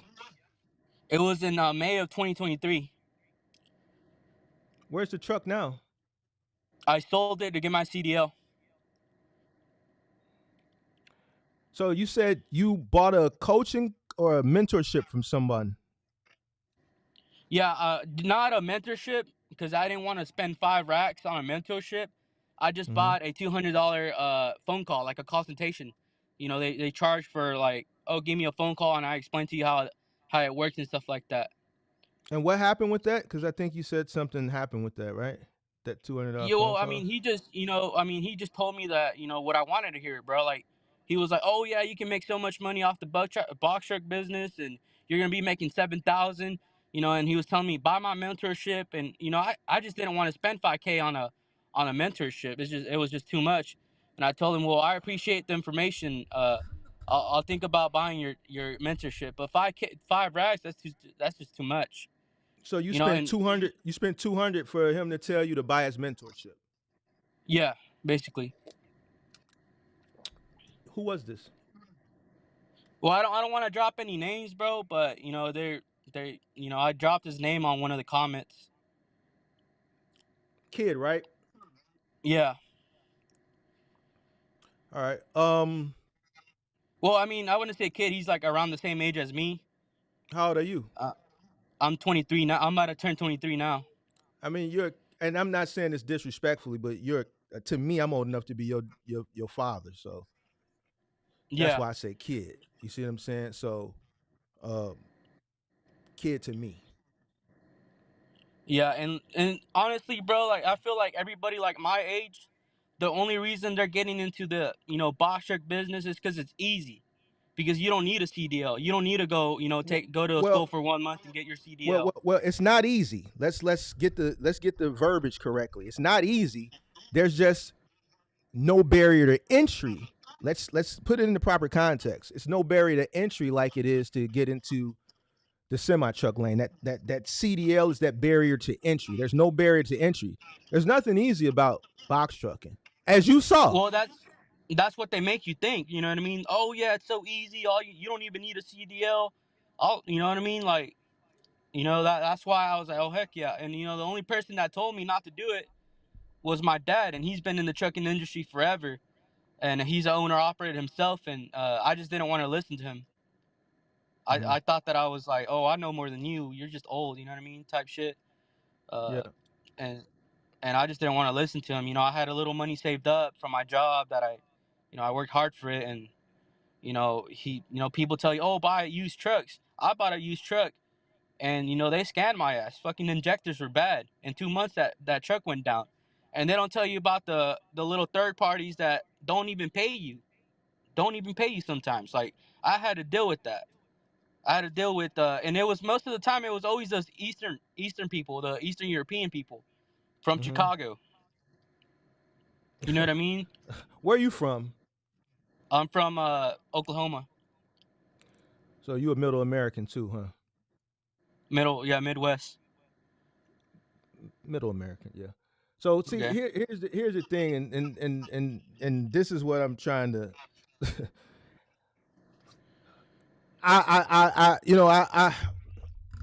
It's sad what happened to you. You know what I'm saying? So, first of all, let me say that, and I appreciate you coming up here, um, telling telling your story. Um, but you're doing okay right now with the CDL, right? Yeah, yeah, it's not, that's not what people say that you're gonna make 2K a week. It's just a job. It's not You're a nothing too company guy. crazy. You know what I mean? You're a What's company that? driver, right? You're a company Yeah, driver, right? company driver now. Yeah, for Okay. Cisco. I'm doing touch freight right now. That's the only thing that Okay. pays in this trucking lane. OTR, it's just I can't do the 49 because I'm in debt because of the box truck. Right now, I'm still in debt. I'm 20K. I'm $20,000 in debt because like I wasted all my capital. So when my truck went down, I was like when I went out to the East Coast, I was sleeping in hotels, and hotels ain't cheap. They're like $100 a day, especially over there is a little more plus the deposit, whatever. I mean, I got that back, but I digged into the debit cards the credit cards that I had, and they weren't business credit cards. They were my personal credit cards from my bank and one that my Apple credit card. So on the Apple credit card, I'm 6K, and then on the other one, I'm around like uh, around 5. So I mean, yeah, 5. So altogether is 10 plus my car, but that's my personal car. So I guess you could say I'm like 10K and $10,000 in debt because of that business that I started, and I'm still dealing with it because I can't really pay it. I can't pay it, man. I can't leave everything behind that I got at home just to pay those debts. You know what I mean? Right. I don't make enough to pay that. Because I Are got you rent. living? I got my car right here that I gotta pay. I got insurance that I gotta pay. Um, it's just too much right now for me. But I'm hoping that it works out. But uh, yeah, man, it's just there's like you're the only one that's calling these people out right now, and I like what you're doing, man. You're telling these people how it is. 'Cause I didn't see your channel. I saw all the influencers, Hmm. you know, say buy my shit or it's so easy, blah blah blah on TikTok, on on every platform, man, on Instagram, YouTube, uh, TikTok. You'll be seeing people, box truck shoddy, all those people. You know what I mean? Hmm. So, but yeah, man. I mean, that's it. That's my story, bro. I mean, I'm still dealing with it because of my debt and all that stuff. How do you have any kids? You have your own immediate family or no kids or No, no, anything? no, I don't got a family right now. I couldn't afford that right now, but I just got a girl and I live with her, and we're both working right now. Okay. I was gonna recommend something to you, but forget it. I If mean, you go got ahead. if What you is it? I was gonna say because I heard you say rent, so I was gonna say if you got to move back in with your parents to save money to pay off your debt. I mean, you're still young. You're only 22. So Yeah, 22. I'm about to moving turn back, 23. right, moving back home at 22. I mean, to me, you're still a kid. So, but I mean, if you live with your girlfriend and you want to continue to do that, fine. But I think if you move back home while you're still young and correct, you know, the financial debt that you're in now, you still got plenty of time, but you have to correct it. So you're gonna have to cut some expenses out to be able to aggressively dig yourself out of that debt. And I think that's probably one of the biggest expenses that you have. So Yeah, just something to think about. yeah, and I had a question, dude. Like, I didn't really do everything like it was supposed to. I just like kind of like just I just like canceled my insurance for the box truck, but I still got the EIN and the LLC and all that stuff. Do I have to go to like a court and tell them that I'm no longer in service, The or LLC in a year, within a year, when you don't pay that fee every year, they're just gonna revoke it anyway. Did you have a they're just gonna DOT? revoke it? Yeah, I the got a state. DOT MC. Yeah, contact the FMCSA but you didn't pay the insurance, right? No, I canceled that. Yeah. All right, so it's probably down anyway. Have you checked your safer? No, I have not. My company name is Well, if you didn't pay the insurance, then that's down. With the state, once you didn't don't pay, I don't know what Oklahoma does, but here every year we got to pay that $75 to keep our corporation active. Pretty sure your yeah. state is the same way. So when you don't pay it, it's just gonna automatically revoke it. So Just go to Well, your I got Secretary of State and look it up and see what the status is, okay, and then go and from then I there. got another thing. The money that I made in like those 2 months, which wasn't much, it was around like $8,000 in those 2 months. I didn't pay any taxes. I didn't have an accountant. I was gonna get one as as like the company went up. I was gonna get one, but I didn't get one because there was no point. So do I have to go to my tax lady and tell her about the business, and Well, you then took a I'm loss. You only can do the taxes. You're not gonna owe anything because you took a huge loss. So you can do the taxes so that it's just the record of it. You're not gonna pay anything. The only thing you're gonna pay is the tax preparer to do it for you. So whatever the tax okay. preparer is, whoever the tax preparer is, obviously you're gonna have to pay them, but you're not gonna pay any taxes because you took a loss. Yeah, I seen your video, man, where you're talking about cheap freight, and you're wondering who is they, and you're Mm-hmm. kind of right. Who is they, right? When you Mm-hmm. think about it, but I kind of said something. I was like, well, maybe it's the new people that think the box trucking business is sweet. Mm-hmm. I think that's the new Yeah. people, They them. They them like too. me. I was one of them before. Yeah, I was taking anything and everything. you was a day at one point. You're not a day no more. No, not no You know more. what I'm But I saying? learned my lesson. Yeah, you was them. You was they, but now you them. You just a Yeah, retired. You just retired them. yeah, I got you, man. Hey, I was in Chicago like a month ago for a vacation, bro. It's pretty cool down there. Oh Not what yeah. they say on the news. Where was you at? What they say I on the was in news? I was in the hotel Knickerbocker. I don't know if you know it, but I was in that Yeah, hotel. you was on Chestnut. You was right by the water tower. That's the Gold Yeah, Coast. the Right Navy across from. thing, the Right Navy across from. walk. You was right across from the Drake. Yeah, and it's pretty cool, man. It's pretty nice down there. We were gonna go to California, but my budget wasn't up there, so I told my girl, let's go to Chicago. I never been down there, and Mm-hmm. it's pretty nice down there, man. I mean, at least You the city. I don't know you about like the you. outskirts. Well, no, this. So you're out of towner. So the city is big. You were just in the area that's called the Gold Coast. Okay. So you listen to FBG Duck. You know who FBG Duck Uh, is? yeah, that's Dirk's little All right. op, ain't it? Yeah. So Or FBG Duck got killed right around the corner from where your hotel was at. got you. So I mean that is the uppity part of downtown, the Gold Coast. It was once called the Viagra Triangle. That's where Yeah, the Waldorf Astoria is at, the Ritz Carlton, Oak Street, right where Duck got killed with Dior and all that stuff is. So I mean, you're not safe nowhere in the city. That's just not the hood. So that's where all your fancy shopping and dining is at. But if someone run into their op right there, like it's gonna get Duck, crazy. Yeah, I got he you. got caught right there. So it ain't the the atmosphere and the aura and the scene is up to part, right? But I mean, shit can happen anywhere here. Yeah, I went to that pizza place, that deep pizza. It was all right. The It was all right. It Giordano's. was Yeah, Giano's. It was all right.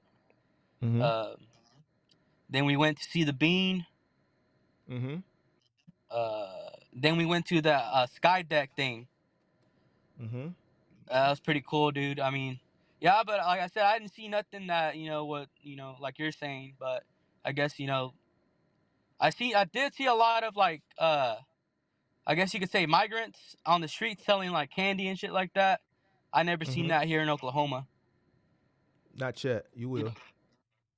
I never seen like we got people, right, but they're not selling candy out and like all over the place. They just go to their 9 to 5. You didn't leave downtown. You was No, I right over didn't. there. You was right over there in that area. So So the only mistake I made in Chicago is not trying the public transport because we were scared. We were spending hella money on taxis and yeah, taxis really, and then like the little people on the bicycles, man, they stiffed my ass. It was like 12 a.m. and you know the bicycles, like the little bicycles with like the carriages or whatever. You know, Yeah, we went down to get some tacos, right? the And it pedal wasn't even bikes, a the petty bikes. Yeah, yeah, it wasn't even a 5 minute drive, and that motherfucker charged me $100, yeah. and I was It's like, like damn. it's $20.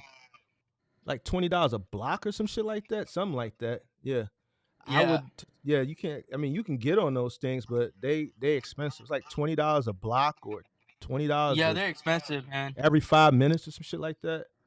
And But then yeah, mhm. I tried the pub. Like we were so fed up with taxis and Ubers, whatever, and because we were spending so much on them, we were like, fuck it, let's try the public transit, and it was so easy, dude. There was nothing there that that would uh you know make us in danger or whatever, danger or whatever. You know what I mean?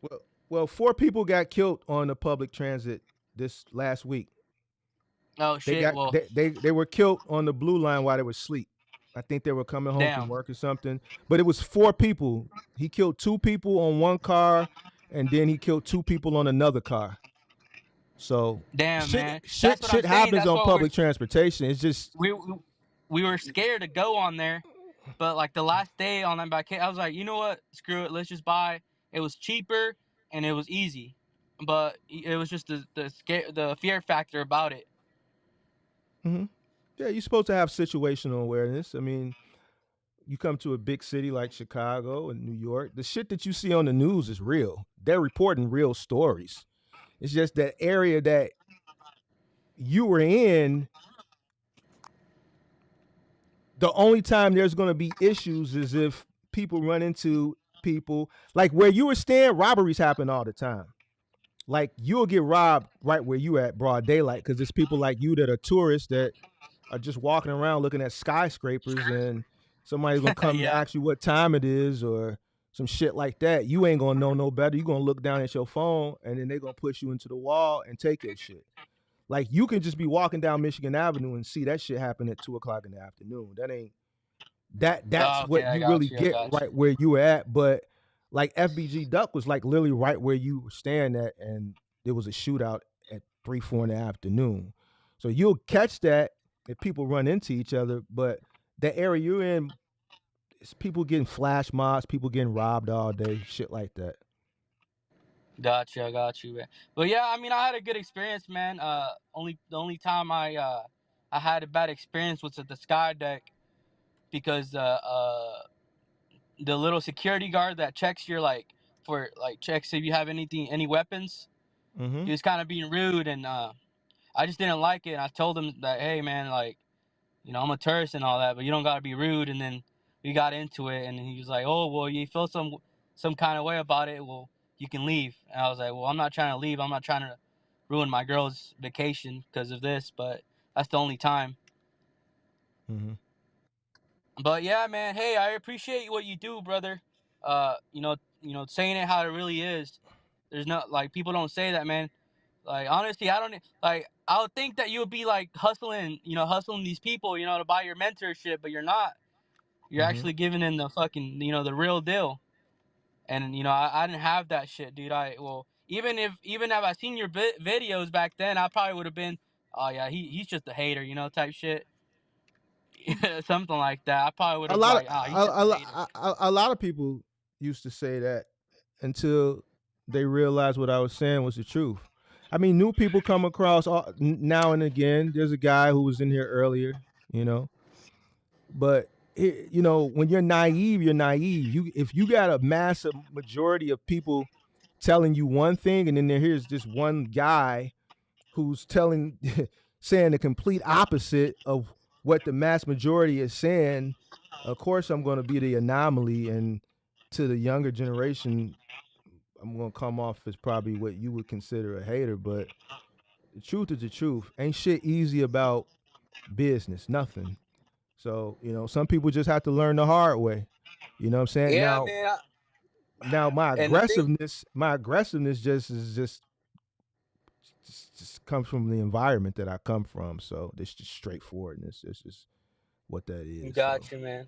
But man, I felt really bad, dude. I fell into a hole because I was over there, bragging about it and like, oh, I'm a big boss now and shit like that. You know what I mean? Uh, mm. and like going on Snapchat saying, oh, big boss, big stepper, and Oh, then you in was two doing months, that? I ain't. So you was one of the Yeah, guys that I be talking about. You had the hashtag big boss, big stepper. You was a big stepper. You put yeah, yeah. the shoe emoji, big stepper. Okay, I see. I get you. Well, I mean, I'm admitting to I'm admitted to it, dude. I just thought I was, oh shit. Well, I'm a business owner. It's there's no way down. It's just up from now. You know what I mean? Just it's to the mountain now. Yeah. You know what I mean? And Mm-hmm. and it was, it wasn't sweet. It was like you say, it was nothing sweet about it.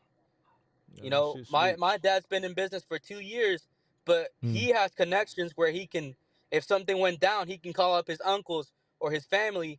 Hey, I need a couple bucks, man. My truck broken down, and they send it to him. But I don't got those connections. You Mm-hmm. know what I mean? So if shit, I only had enough to start the business, but I didn't have enough money to like, if something went down, then I would be able to have the money to spend it and get back on the road. I didn't have that. You know what I Mm. mean? And I feel like I got taken advantage of a lot because I was 21 at the time, and in those 2 months they're like, oh, this guy, he's 21, he ain't, he, I'm a take more than his cut. I'm not even gonna pay him. Who I'll didn't have pay? all the receipts. Who do you say didn't pay you again? Uh, man, I have to go through my screenshots, but this is a company from California run by Eastern Europeans. Uh, But the only thing is, dude, they have a bunch of companies, a bunch of brokers, a bunch of like dispatch companies where if they get busted, then they just move on to the next LLC. You know what I mean? Mm-hmm. Uh, but you go to the reviews and they're bad review after bad review and shit like that. But Mm. uh, M, M, oh, there's another one called MML Alliance. Those people are the same way. They take more than their cut. That's They're the up in company. Chicago. That's the company, dude. Who the 28-year-old? That's the company that he was talking about. Yeah, I That's know why I them. I was. know about them. My friend Yeah. got in, so I got a friend. He went in there with them, thinking that he was gonna be a business owner. But the Mm. only reason, look, let me explain to you what's going on with those people. So Mm-hmm. the only reason they're saying that they're renting their trucks Mm-hmm. is because they can't hire them as company drivers no more because of the government change. Mm-hmm. Uh, they had to like hire them as business owners because like they're supposedly renting so they Mm-hmm. can put them as a 1099 because if you're going to be a 1099 you have to have your own equipment. Right. You have to own your own equipment. So what these Russian companies did is that, okay, well, we can't do that no more, then we're going to rent our trucks. That's what they're doing now. Hmm. It's from what Yeah. my understanding is what they're doing nowadays. They're supposedly leasing the trucks, and Mm-hmm. oh, you're an owner operator now, but you're getting paid the same as a or even less than a company driver. Hmm. Yeah. And they say, oh, you're gonna make 7,000 or 5,000, but we're gonna take this cut, we're gonna take that cut, we're gonna take this cut. And even when you are a actual owner operator, you're going with your own equipment, they'll still scheme your ass. They're still gonna take more than their cut. They're not gonna give you the real rate con from the place. They're gonna give you a altered one. Mm-hmm. Let's say that a load is 6,000 to go all the way, or let's say a load is 3K, right? But Mm-hmm. they're only gonna pay you 1,500 for that load, and on the Mm-hmm. Raycon it says 1,500, but it's actually $3,000, and they're giving you the percentage. Oh, we're giving you 88%. Well, they're really not because they're Mm-hmm. they're altering the Raycons. You know what I mean? Yeah. And that's a lot. That's what happens in the box truck business. A lot of these times you fall into these Eastern Europeans companies, and they just take your shit. Yeah. It's messed up, man. I'm sorry that happened to you. Well, all right, man. I gotta get off, but hey, keep doing what you're doing, man. I appreciate it. Appreciate you, man. Be safe. You too. Thanks. All right. There you have it. All right. There was 2 other people that wanted to come up. Lil Bryant. Go ahead and hit that link. And then I saw it was, who else? Saw it was somebody else that said they wanted to come up. I only want to talk to the young boys. Frank Shotta. Frank Shotta. Lil Bryant. Only the young boys. And we'll let Dizzy come up too if he's still watching. Dizzy, you can come up too. You one of the young guys to me. You a young guy to me. Come on up. Come on up. We only going. I only want to talk to the young boys. I want to talk to the who else? Somebody said they wanted to come up. Who said they wanted to come up? Who was that? Who was that? The young boys. Lil Bryant. Lil Bryant. I got Lil Bryant together. Lil Bryant. Dizzy.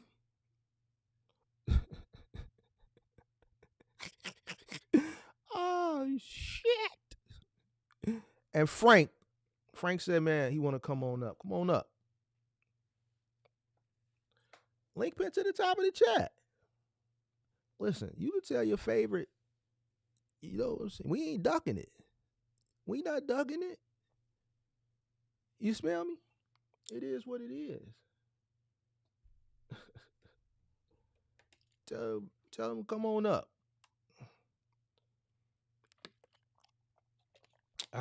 Link pin to the top of the chat. Come on up. Come on up. We're gonna talk to the young boys. I want to talk to my young boys because I need to understand why y'all be thinking the way y'all be thinking. Why y'all think shit's so easy and sweet out here in these streets? Why y'all think the shit is sweet? What makes you think you gonna come in and get easy what a guy like me had to work so hard for? Why you think you gonna come in and it's just gonna happen for you and it didn't go like that for nobody else? Why y'all think y'all smarter than the OGs that came before y'all? Why y'all be thinking that? Why y'all think that? Why do y'all buy shit from people that's y'all age? What makes you think somebody your age can how you think somebody your age can help you? I'm not young. I'll let them go if they want first. Come on, Frank. Whoever hit the link first. Whoever hit the link first. That's how we gonna go. Whoever hit the link first. I'm trying to figure out. Come on, Lil Bryant. Frank. Sophia says, why do people live in Chicago with all the crime? It's a beautiful city. Beautiful city. If you live in the middle America in a small market, then this ain't the city for you. It ain't. If you grew up here, it's just like a person who grows up in New York. You go to New York and you from a small city and people brushing, bumping into you, people angry, you speak good morning, they don't speak back, it smells bad. To you, it's probably not a great experience, but to a New Yorker, it's life. Same thing here in Chicago. We a lot cleaner than New York, but you're going to get the same rude attitude like he got. He gave him a rude attitude. He finna spend his money, they rude. You're going to get the same rude attitude. You need to be situationally aware, all right?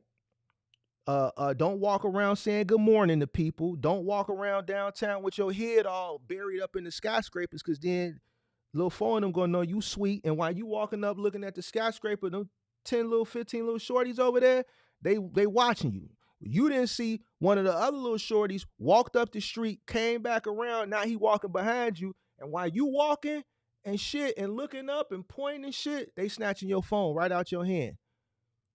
I've seen it happen plenty of times. Why? Because they're going to take the phone to the phone man. Mark, who is the phone man? You don't know who the phone man is? The phone man is the man who buying the phone for $600, $800, and then they sending it back overseas. See, they running up. See, some of y'all be trying to figure out how these little shorty them be making so much money. Man, they be downtown stealing phones all day from tourists because they get paid a lot when they go take the phone to the phone man. See, but you middle American, you don't know that. That's why you walking around with your head buried in the damn skyscraper. instead of paying attention. So it's fine to me. It's a great city. It's expensive, but it is what it is. So, Frank, we waiting on you, sir. I said whoever first come, first serve.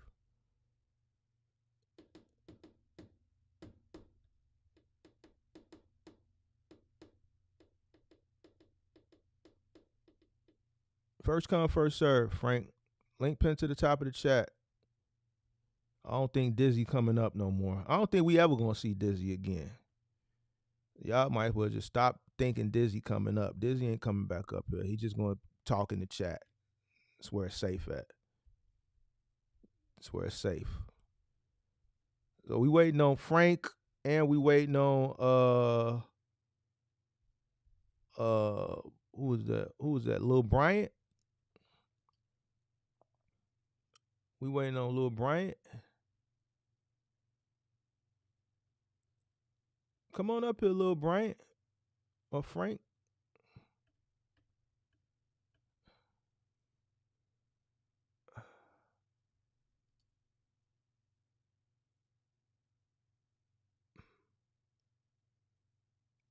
Come on now. Time is ticking.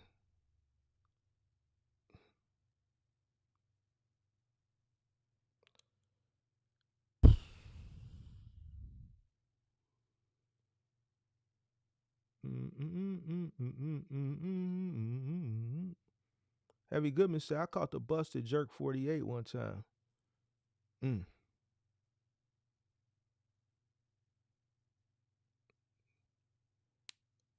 Who back at it? Wait, who back at it? Is you Frank? Who's Frank? Frank Shotta.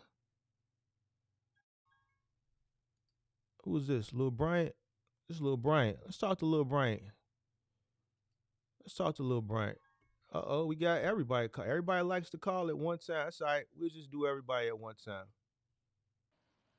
Yo, what up? You can see me? Yeah, yeah. We see What's you. up, Bob, man? What's going on? Hold on. I see you. Go Not ahead and much keep on that talking. road. Okay. What's the deal? Talk to me. Not much. Talk to me. Not much at all. Huh? Tell me about your experience. You who I talked to yesterday, right? Mark. Yeah, for What's sure. going on? Yeah. Hey, you gotta if you watching me in the background, you gotta turn me off, Frank. Hey, you gotta if you watching me in the back. So Brian, tell me about your experience. You a young boy, right? 20 what? Yeah, 22? 22. Yeah. Hold So up, hold up. how'd you feel about that conversation we had yesterday in the Discord?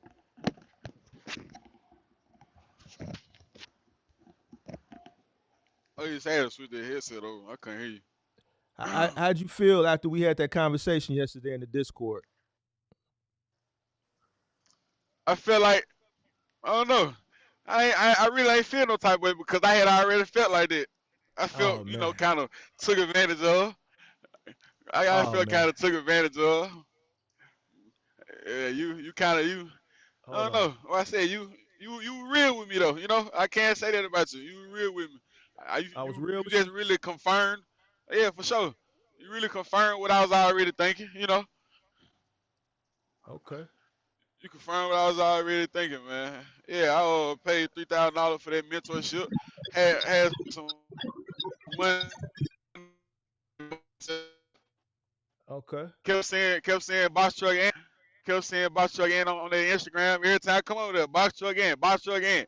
I said, let me give him a try.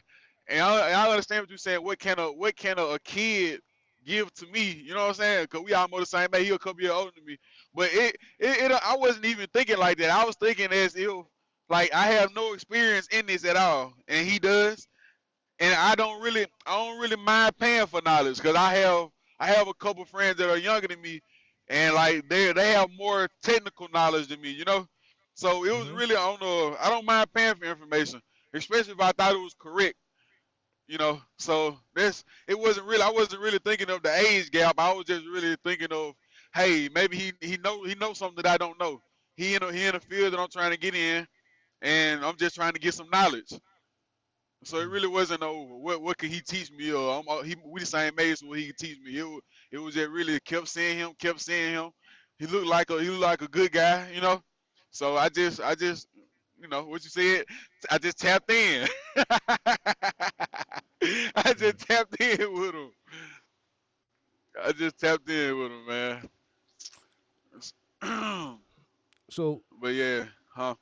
so now what where you at right now with it? I'm headed. I'm about 76 No, miles out from Nashville, I'm talking huh? about your business. I'm talking about as far as in the industry. Where you at with it right now? Man, I'm struggling with it. I'm Okay. struggling with it. Yeah. Yeah. I'm struggling with it. I'm Why? coming to a bad spot. Why you struggling? Why you struggling?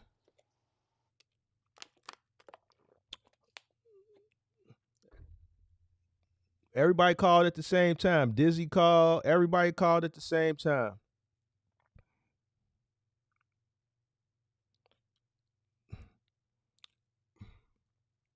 Hey, Bryant, you there? All right, Brian ain't there. So we're gonna kick it with Frank then. We're gonna kick it with Frank. Frank, what up? How you doing, Mark? What's going on? Man. So I hear you talk a lot about uh knowing your cost per mile and everything. Mm. So a little bit about me.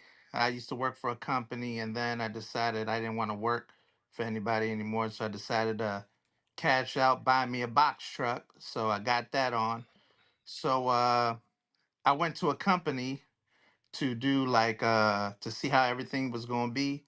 So I went to a company called Leader Freight with my truck to see, work under their authority and see how everything would go. When I got there and everything, they tell me, "Oh, your box is too small. We can't get you enough freight. So why don't you be a company driver?" So I was a little offended by that. So I was like, you know what? Let me take a step back, and What size box did you have? I got a 24-foot box.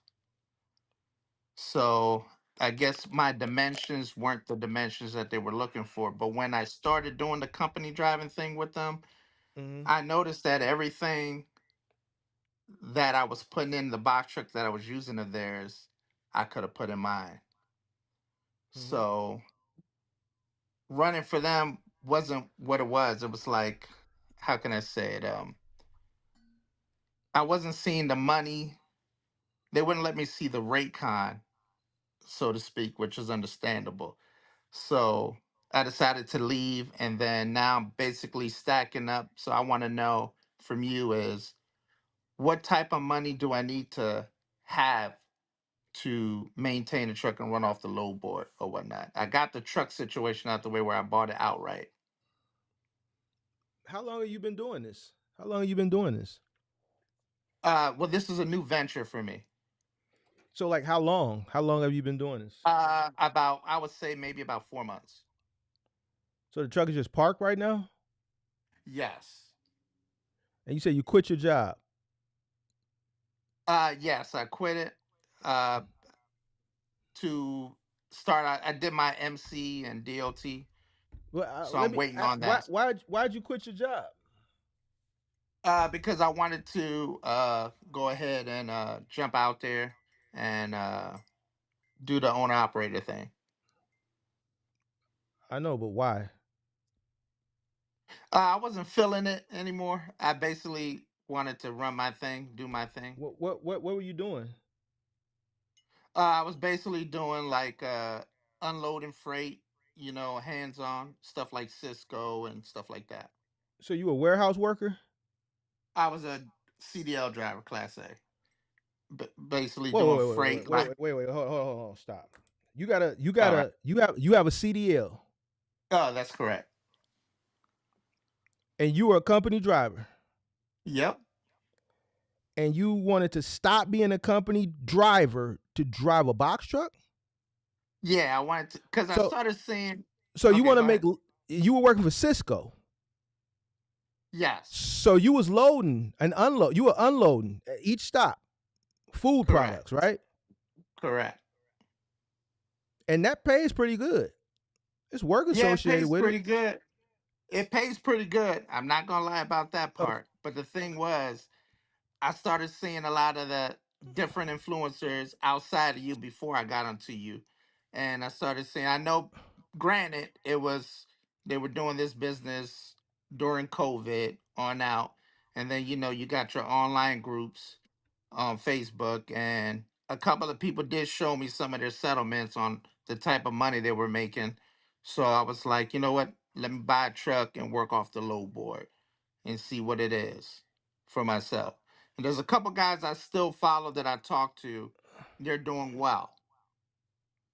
So I just want to understand this. Okay. You were a company driver, Correct. CDL, Correct. and you wanted to transition from what are you doing, 100 a year, I was making 90, about 120, 100, 100? 120, You want to go from making $120,000 a year to what did you expect to make in a box truck? Well, from one of the guys that I saw, he was making it after all expenses and everything. He was making about 190. In a box truck?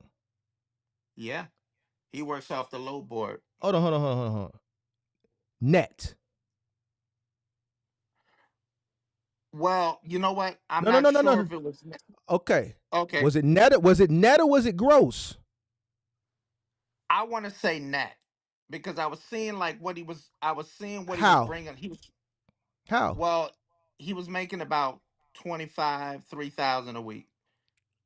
2,500 a week? 100 take home after it's expensive that I saw. Okay. So what was he grossing? What was he grossing that he could make $190,000 net in a box truck? Well, well, he told me that's what he was making a year, but when I was seeing the checks that he was showing me, it was like 3,000, 25, sometimes 2,700 on what he was doing. He was just basically going from Delaware, Jersey, Maryland, DC. He was basically doing that whole loop. He's still doing it to this day. He went No. from renting a truck to buying one. What I'm asking you is you've been in trucking. Yeah, So for a you should minute.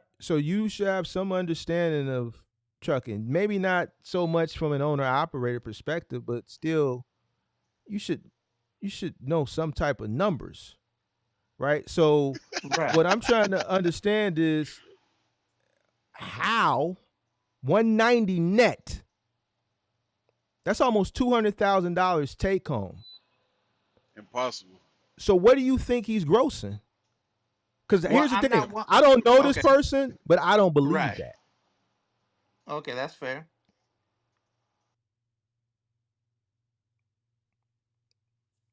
From what I So saw, what from is he the few making? checks that I Four saw, four or 500,000 in a box truck? He making no, about no, four or no, 500,000? no. I asked him what does he make a year. He says around 190. But when I asked him to see some checks, he showed me some checks, and I've seen 2,700. I've seen 25. I've seen 3,000. But those checks are what he's being paid to do the loads. Right. Right, but there's costs that are associated with running that business that are going to subtract from those checks that you saw. Those checks don't mean those were his paychecks. Okay. Yeah, that's fair to say. No, that's what it is. He was an owner operator, right? Yeah, yeah. He still is his own operator. So that means those checks that he showed you, those weren't paychecks. You thought they were like paychecks? I mean, I'll share them with you so you can see because I still have them on my phone. Those were just the checks, those settlements that he was getting. But the Yeah, the costs that settlement. are associated with running the business, those costs were coming out of those payments. Okay, yeah. So that's why you wanted to come in? Well, that and being independent, running the way I want to run. Basically, seen the country. So I'm just making sure I understand because I'm kind of confused.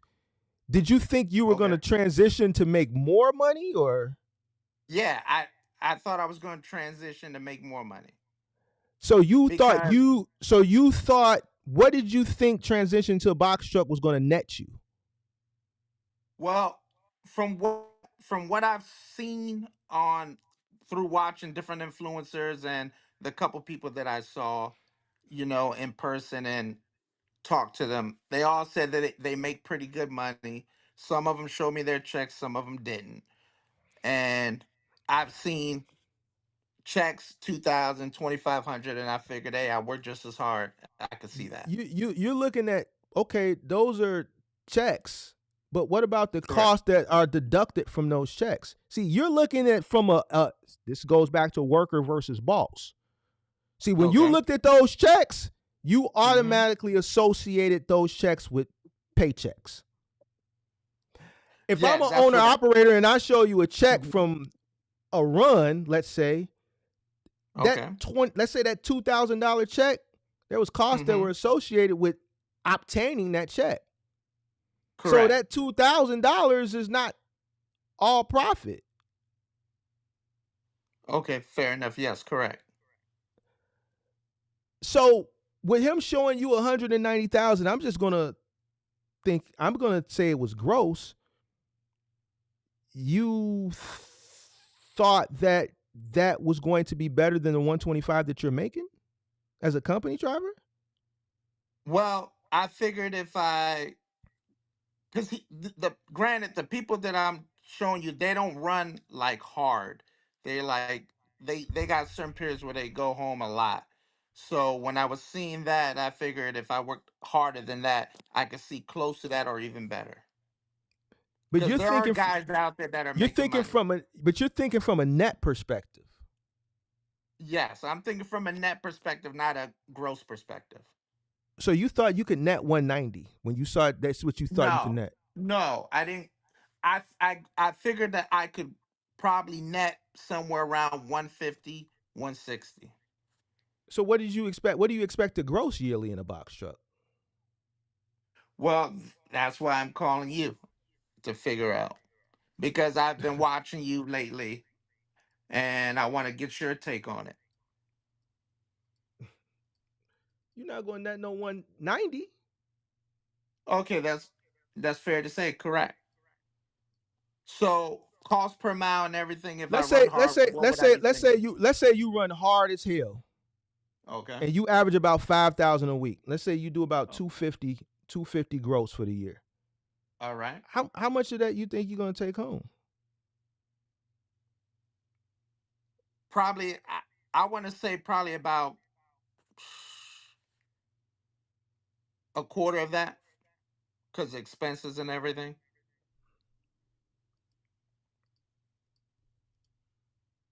All right. Okay. That's fair. You know what a quarter of that equals out to? Not actually. About half of what you make at your job. Okay.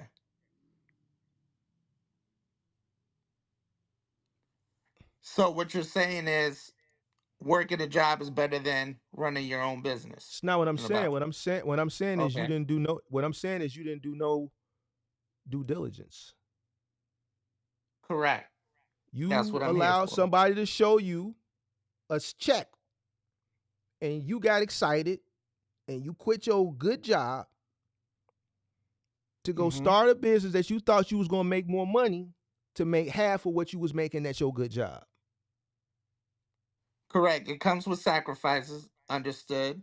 But if I do things right in a stack, you know what I mean, I can get where I need to be.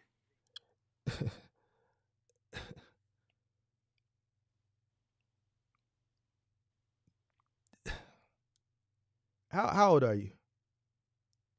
I'm 42. You 42? Correct? Damn, you younger than Hmm. me. All right. You look older than me. Hey, fair enough. Okay. All right, well then, hey. Look. You did everything wrong, pimp. Okay, explain. Yeah, you messed the bag up, big dog. You messed the bag up. Yeah. You let them show you some shit. You done ran into some people online, like some of these All young right. boys, and you got excited. You didn't do no due diligence, and you jumped off the porch head first, not feet first, head first, and you All done right. landed into some shit. You done landed into some shit, and now you got to make a decision. All right. Okay. That 190 that you thought was net wasn't net. That probably was gross. Fair enough. Correct. And when you're running a business versus working a job, the difference is when you're working a job, you show up, they tell you what to do, you do it, and then when you finish it, you go home. Even if you don't finish it, they're gonna kick you off the clock at a certain time and you still gonna go home. Whatever Correct. problems that are associated with that company that are behind the scenes that you may know about or don't know about, you don't have to All right. worry about them because they're not coming out of your pocket. That truck that breaks Correct. down that you driving for Coming out of Cisco, my guess pocket. what? It ain't coming out your pocket. You still gonna make $125,000 a year. They just gonna put you in another truck. Fair That enough. 125 that you was making, comparison to that 190 that Buddy showed you, that 190 Mm-hmm. is what's all coming in for the business. But there's a lot of costs that are associated with it. Correct. A lot of costs. Fuel, Mm-hmm. Maintenance. maintenance, insurance, other fixed Correct. costs, other variable costs. Okay. So my question to you is, the average guy that's starting out running their business in this game with the box truck, what are they typically seeing? And when you talk about cost per mile and having startup money too. That's going to vary depending on how the individual came in. Everybody's cost per mile is going to be different. You got some people that come in Right. with a high operation cost, and that's going to equate to a I high don't cost have per that. mile. What do you mean you don't have it? How much did you buy Well, your truck for? 20. I paid it off. You Flat paid out, 20. bought out. All right. Have you recouped that 20 yet? Not yet. Not yet. I haven't Okay. got So started yet. I know. So that you still have to account that as far as your fixed cost. You still have to come Correct. up to it with an equation because you have to recoup the money that you invested. Correct. You can't profit until you recoup your initial investment. You have to get a return on your Understood. investment. Most So you do it. definitely. So you do have that. In that sense, yes. I gotta recuperate. I gotta recuperate the money that I spent to get the truck. Did you? So do you have any plans on scaling, or you just going to want to focus on you and your one truck? No, I have plans on scaling, but I want to do it for myself first because in order to scale, you got to know what you're doing first. You got to see. What type of research did you do? Because I'm lost. Like you really got me Okay. lost on why you would leave $125,000 CDL job to start a box truck. Well, I've Not seen saying that. people Not do it. saying that. I I've know you seen people told me you do it. saw people do it, and the guy showed Yeah. you his gross that you thought was net, and that was you jumped into this business because you said you watched some YouTube videos and a guy showed you a check. That's why you got in. Yeah. Okay, That's one of the you did. reasons why I got in. Okay, Yes. see, so you follow the trend. You follow a man. Yeah. All right. Definitely. So first thing, did you do any other research? Outside of that, no. Outside of the people that I know that are doing it, no. So, all right, this is what you need to do. You need to All right. start from scratch. You need to do a lot of Listening. research. You can watch me, but you still got to do the research. Where do you live at? Maryland currently right now. All right. So, and you want to go over the road, right? Correct. And what year is this truck? 2012. Okay. So you want to go over the road, and you haven't been over the road, right? I've been over the road, but with semis over the road. I'm familiar with the lanes and everything. But you bought the truck 4 months ago. Yeah, I bought the truck 4 months ago, and I've had it parked. So what have you been doing for the past 4 months? Oh, okay. Granted, I quit the main job that I was doing. I still do. I have my little side job that I do. I'm still working currently. I'm just stacking up. Wait, you're still working at Cisco? No, no, no, no. I'm not working at Cisco. I'm doing my private little business. But you left Cisco to do the box truck. Correct. I'm basically waiting on my authority and everything before I can go out. My MC. It's been past 90 days. Have you tried to go out? Have you tried Well, I anything? bought the truck and I parked it because I wanted to do certain things to it to get it comfortable for when I want to be over the road. So I didn't, when I bought it, So I just parked it. so when you bought it and parked it, so you bought it with the understanding that you were going to park it, right? Correct. Yes. Why don't you just stay at your job and keep bringing in revenue if you knew you were going to park it? I was kind of tired of doing that kind of work, so I didn't want to do it no more. Oh, Jesus Christ, bro. All right, so let me ask you this. What type of work All you think right. you're going to do in the box truck? You think you're not going to work in Well, the box truck? oh yeah, of course, of course. I mean, I You went just out there and I seen what it was. you went out where? Well, like I said, I worked for I went out there to see what it was with this company called Leader, and I did a couple runs, so I seen what it was. My question to you is, you think you that was hard work at Cisco to you? Oh, not really. It was just annoying at times. What was annoying about it? Well, the simple fact of a lot of people calling out, and then I had to help a lot. It was just too much of that. Help what? I'll Help get other finished, drivers? help other drivers. If I get finished, you know what I mean, and I'm ready to call it a day, Was it they'll call me in. mandatory? More than likely, yes. Most of the time, yes. So did you understand that you quit that job with the understanding that you were going to make less money? Did you understand it or no? Did you think you were Oh, going to make more I money? the understanding was I was gonna make less money for a while till I scaled up. So I knew going. You can't just jump into a business and expect to make high amount of money off the begin right off the top. So I knew I was going to be coming in at a loss, and then I would have to get an understanding of the business before I scaled up to see the money that I'm looking for. I'm just perplexed on, because you told me you can't wanted to do this because you saw a guy show you a check and you saw some YouTube videos.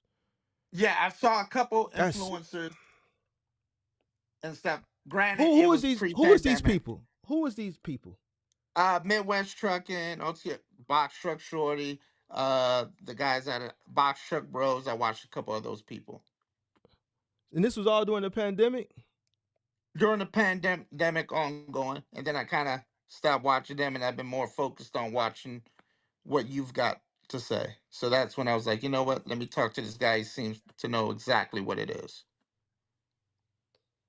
Hey man, you need to start from scratch. You got to do a lot of Okay. research, bro.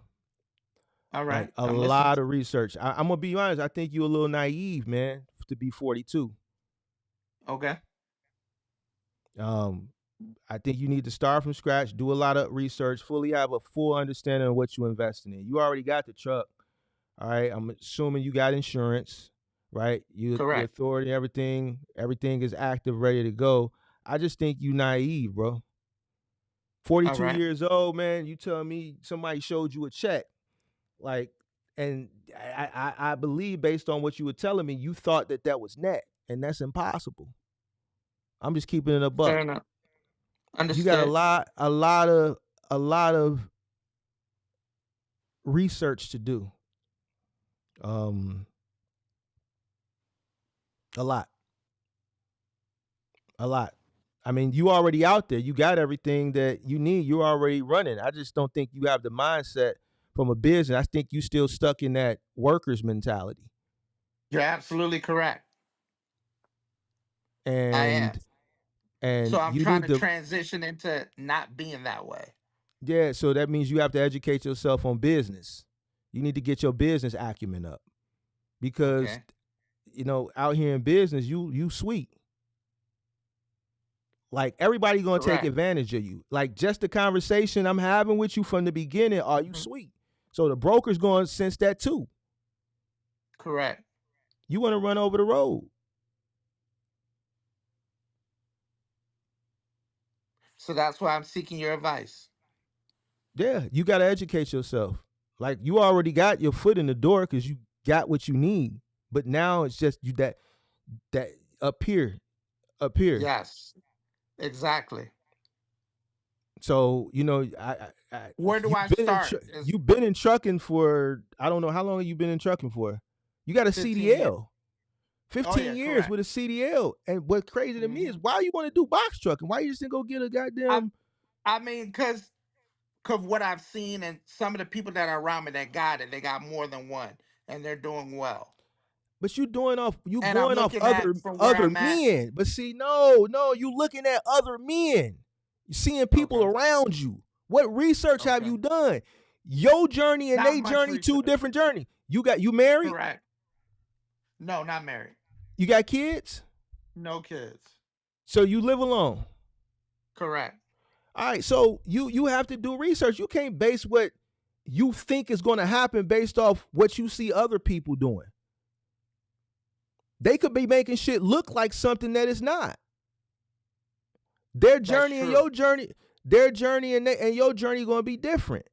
Just because they have acquired certain things don't mean your journey is going to be the same journey. You bought a truck. Your truck may give you issues. I hope it don't. Knock on wood. You may have issues, mechanical issues. Their start may be stronger than your start may be. You can't base shit off what you saw other people do. You got to do your own research. Fair I never enough. did nothing because I saw somebody else do it. So as far as researching, right? If you were in my position, where do I start? Man, you need to understand business. You need to research this Okay. industry. You want to go over the road, you need to start researching what over the road entails. Okay. Loads, regions, what areas pay better? Where's the outbound freight coming from? Understanding how to partial, understanding how to maximize all the real estate in your truck to get as much money out of it as you can. Knowing how to keep your costs down, keeping your costs down so that you can increase your profit margin. All right. Knowing what markets to stay out of. Knowing how to compete in a fluctuating market. Hey, link pin to the top of the chat. I see some haters in here that you want to click the dislike button. I'm cool with it. It's engagement for me. Just bring your tough ass up here. You think what I'm saying is wrong? Bring your monkey ass up here. Link pin to the top. Don't sneak in and hit the dumb down without bringing your goof ass up here so we can see. Show your face. Show your face. All right, I'm back. I'm sorry. I just had to No worries. So, talk some Mark, shit. let me ask you this because I know you talk a lot about white glove. So, would Go that be ahead. a I'm good listening. route to go? Would that be a Man, good route to go versus over the road? so you ain't did no research, have you? Listen what I'm saying. I've done some This research, way, but not that if much. you listen, if you left Cisco because you was tired of unloading trucks at stops at Cisco, what makes you think you want to carry furniture and appliances in and out of people's homes? Fair enough. It's a You ain't did no, difference. see it's a big Okay. difference. If that bothered you, then this ain't gonna work for you. And you 42. Okay. You want to start lifting heavy shit at 42? If delivering packages for Cisco was an issue, you think putting the strap on, can you squat all the way down Oh and yeah, of keep your back course. straight? You can squat all the way down and keep your back straight. Of course. Your hip abductors and your hip adductors still elastic or is they stiff? Be honest. Keep it a buck. I mean, it'll be stiff after doing it a No, while, no, but no, I'm no. so used to lifting, so You used to it's not. pushing and stuff. Can you put that strap on, strap that boy up, squat down like this, and keep your back straight? And them hip abductors, you can I squat mean, I've down low done enough. moving before. I'm not sure on that part, but I'm pretty Okay. sure I can.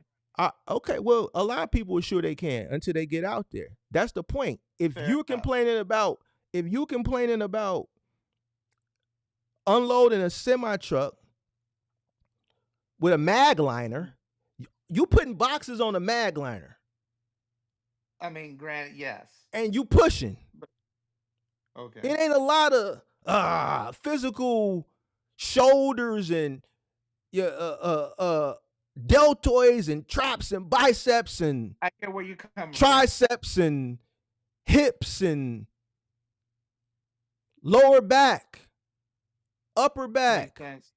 all Mm-hmm. that stuff. You using all that stuff. So if you're tripping on just, putting some boxes, and I'm not like trying to say that it's not work, Oh but no, no. that level of work and this level of work is Get two where you're different coming types of work. from. Understood. So I know within the market, the Northeast, Midwest runs pretty smooth as far as going back and forth with freight. I know you anywhere you go around there, you can maneuver.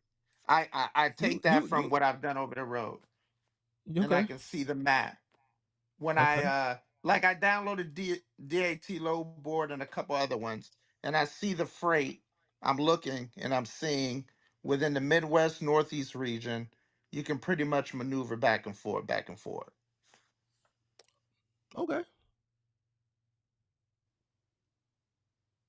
So Okay. that's what I'm looking at. So I'm just,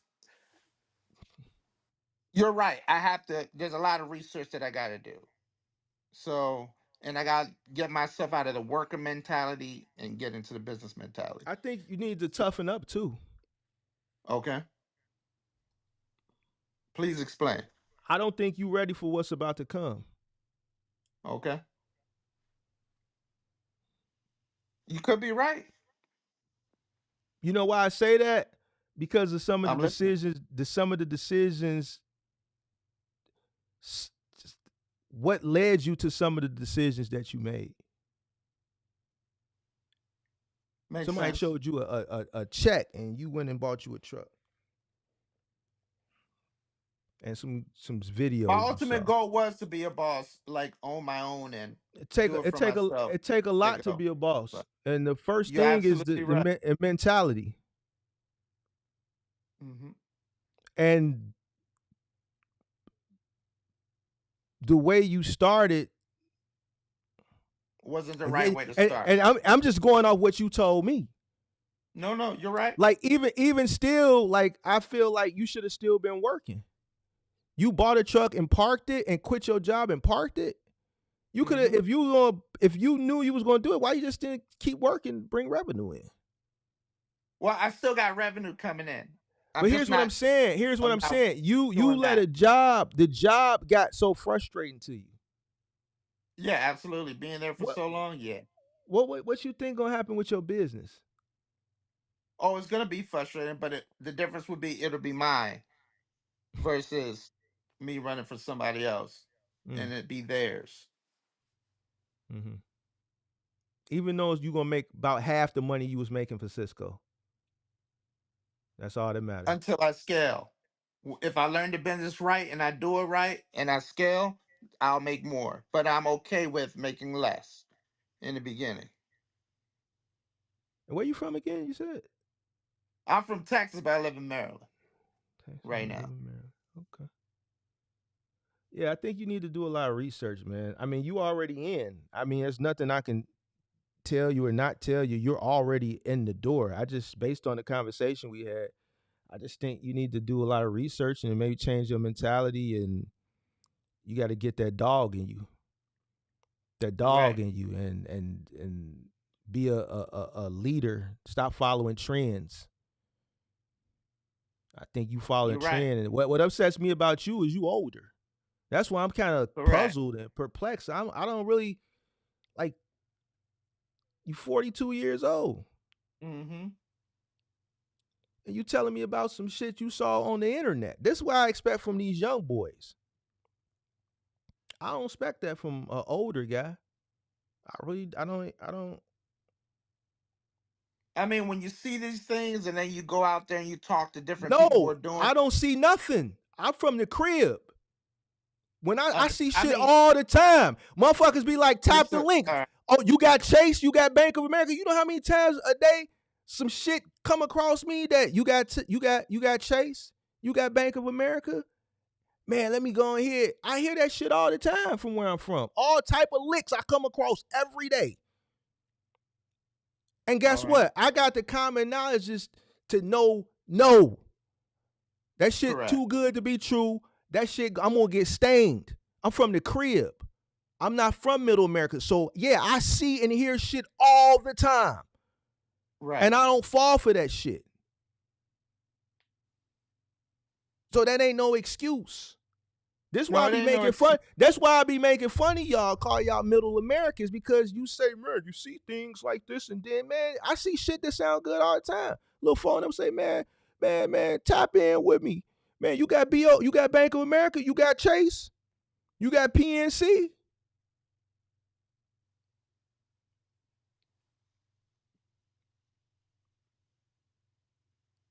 Man, I ain't finna let no shorty send me off. Is you crazy? Talking about you 40-something years old.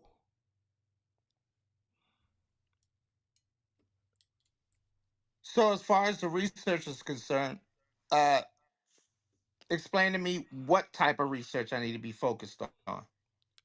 Yo, you need to understand, you want to run over the road. You need to really Yeah. do a deep dive on what over the road entails. I just told you. Market, Okay. zones, hot markets versus cold markets. Create a radius. Where should you position your truck to make the most money? Understanding the real estate in the back of your truck. Getting as much revenue from the real estate in the back of your truck as possible. Truck. Possibly So a lot learning of the partials. Well, I'm not saying, but you want to have that in your repertoire as well. You should want to know okay. any and everything about the lane you run so that your options are always open. Period. Okay. So the answer is everything. Don't leave no stone unturned when it comes to educating yourself about what you invested in. That's the only thing I can tell you at this point, because you already got your foot in the door. I can't tell you don't rent the truck or that's too much or this, that, and third. The only thing I can tell you now is what I just told you about the markets, right? Okay. And do a lot of research. Got it. Stop following trends and shit. You're right. Stop believing just because somebody show you something don't mean that it's gonna work for you or that shit is even real. And then even understanding the difference between gross and net. Like, from a person who drives a truck, you should have known when he showed you that wasn't net. You drive a semi truck, so that you know the capacity on a box truck is far less from a semi truck. Oh yeah, of course. So there, you should have known. You should have had, just not because you've never been a business person before, but just from being in trucking for 15 years, even from the capacity of an employee's perspective,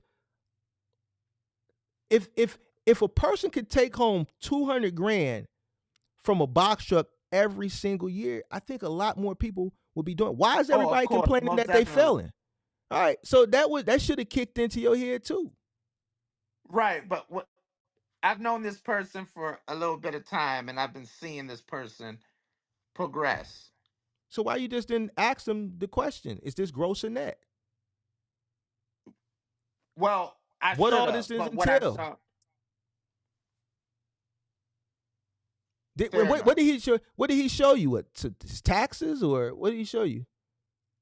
Different checks from when he's gotten paid from different What brokers. did he show you that said 190?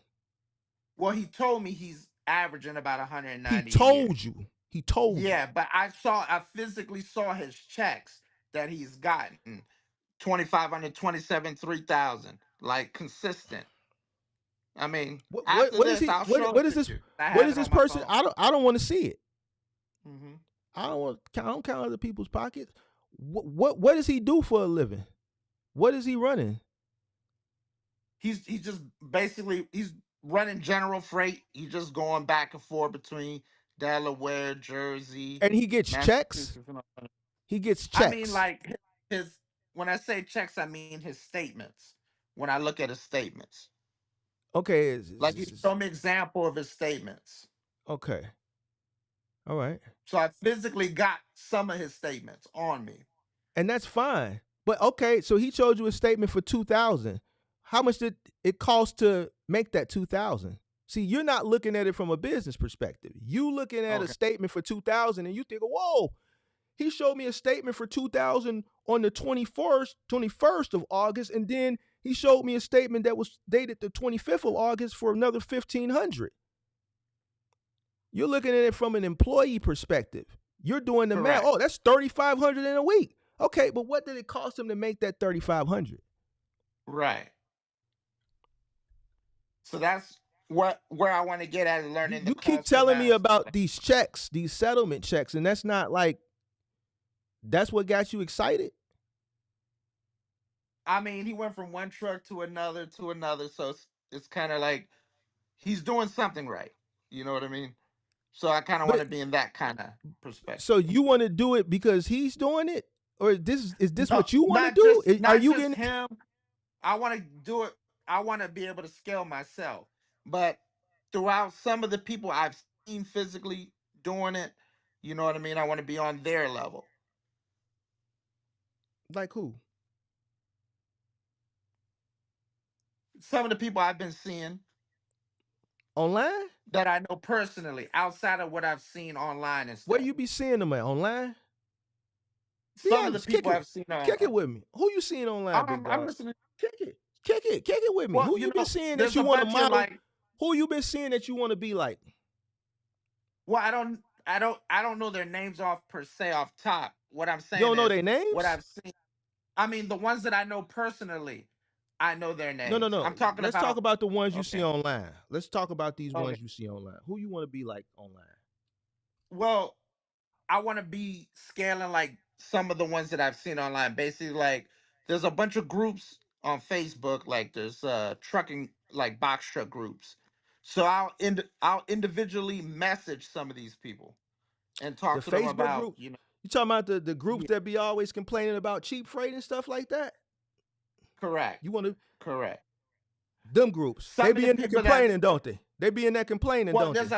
there's a lot of people that complain on there, but there's some And you individuals want to there so that are so you want actually to be winning. like a complainer. No, not a complainer.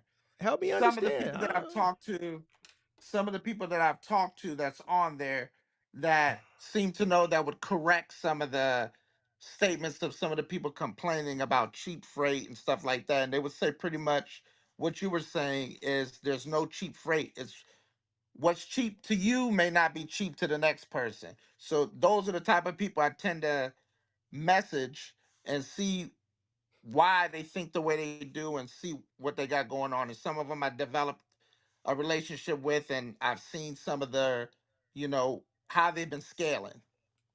So those are the type of individuals I'm trying to be on their type of level as far as business wise. Because These are there's strange. two of them that These I are know that got their own warehouse and got 5 trucks. these are strangers, sir. Yeah, correct. Strangers. But strangers that I've been talking to throughout this journey of trying to do that I've been keeping up with, and they've been showing me. Create your own identity. It's okay to consume information from Mm-hmm. people, and then once you consume this information, you put it in your back pocket, and then you go do your Okay. own due diligence with the research. I mean, with the information that you consume, and then you should All be right. able to pull out of it what you can that may be factual versus not factual, or maybe credible versus All right. not credible. You have to be able to decipher. All right. But what I'm taking from you is, and there's a lot of fool. It's a lot of fool in them Facebook groups. It's a lot of fool in Okay. there.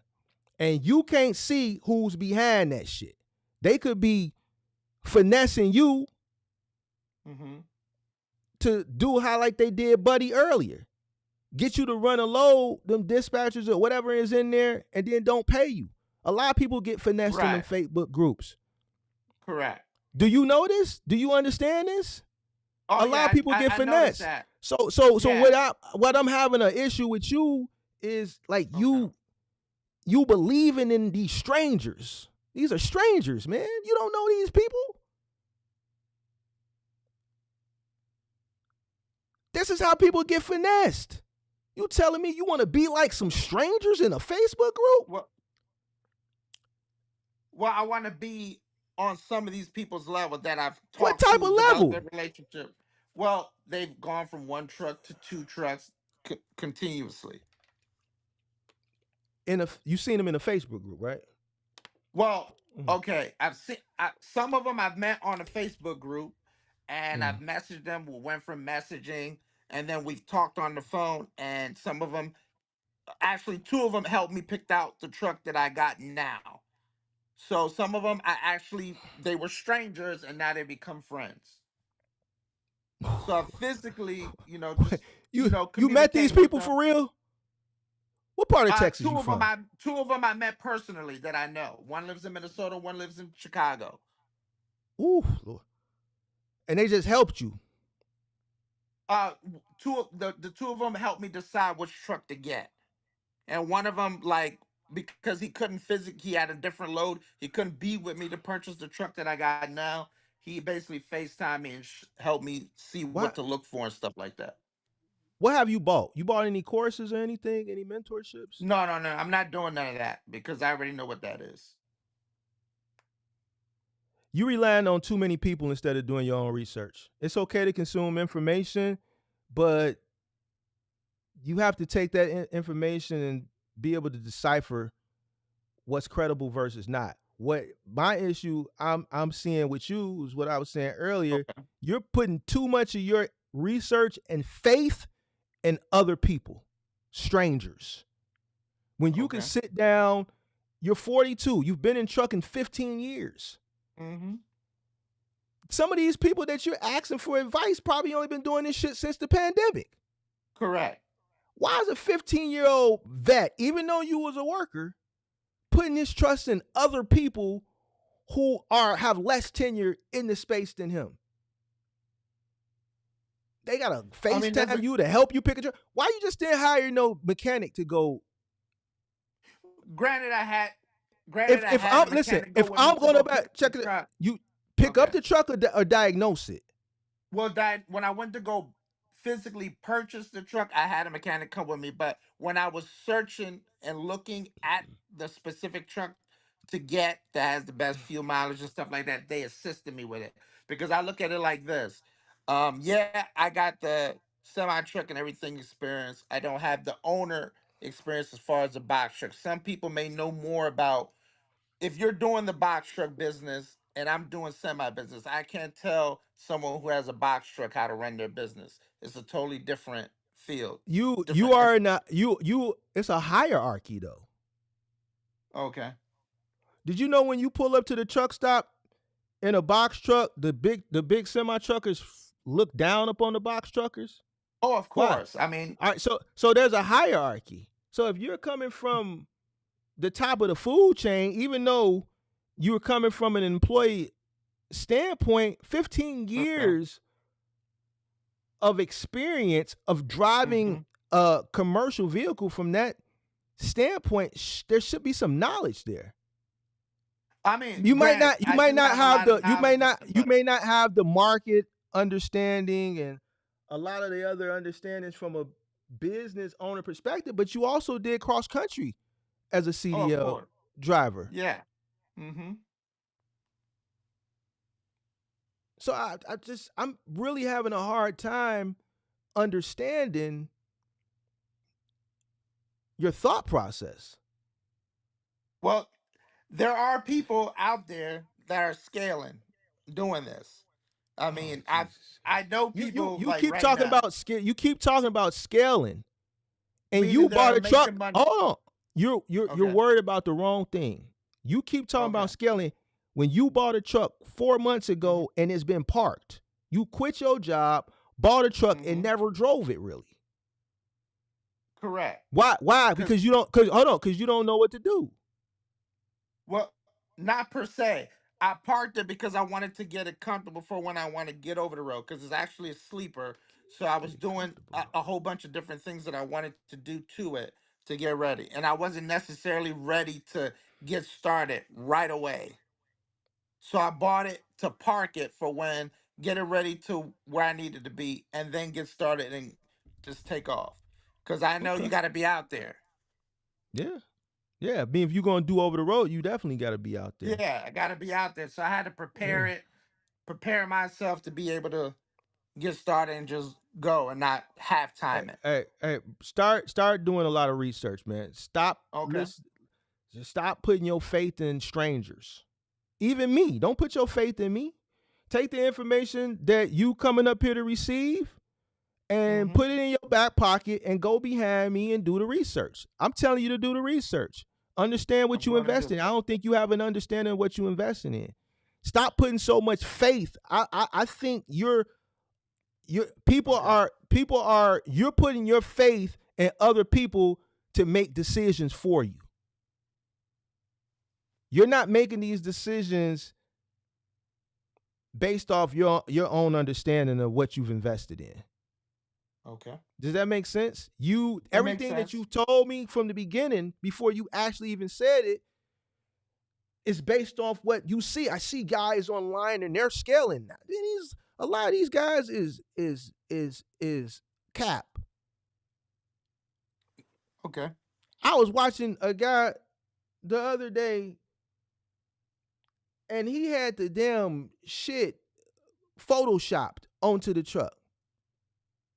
Okay.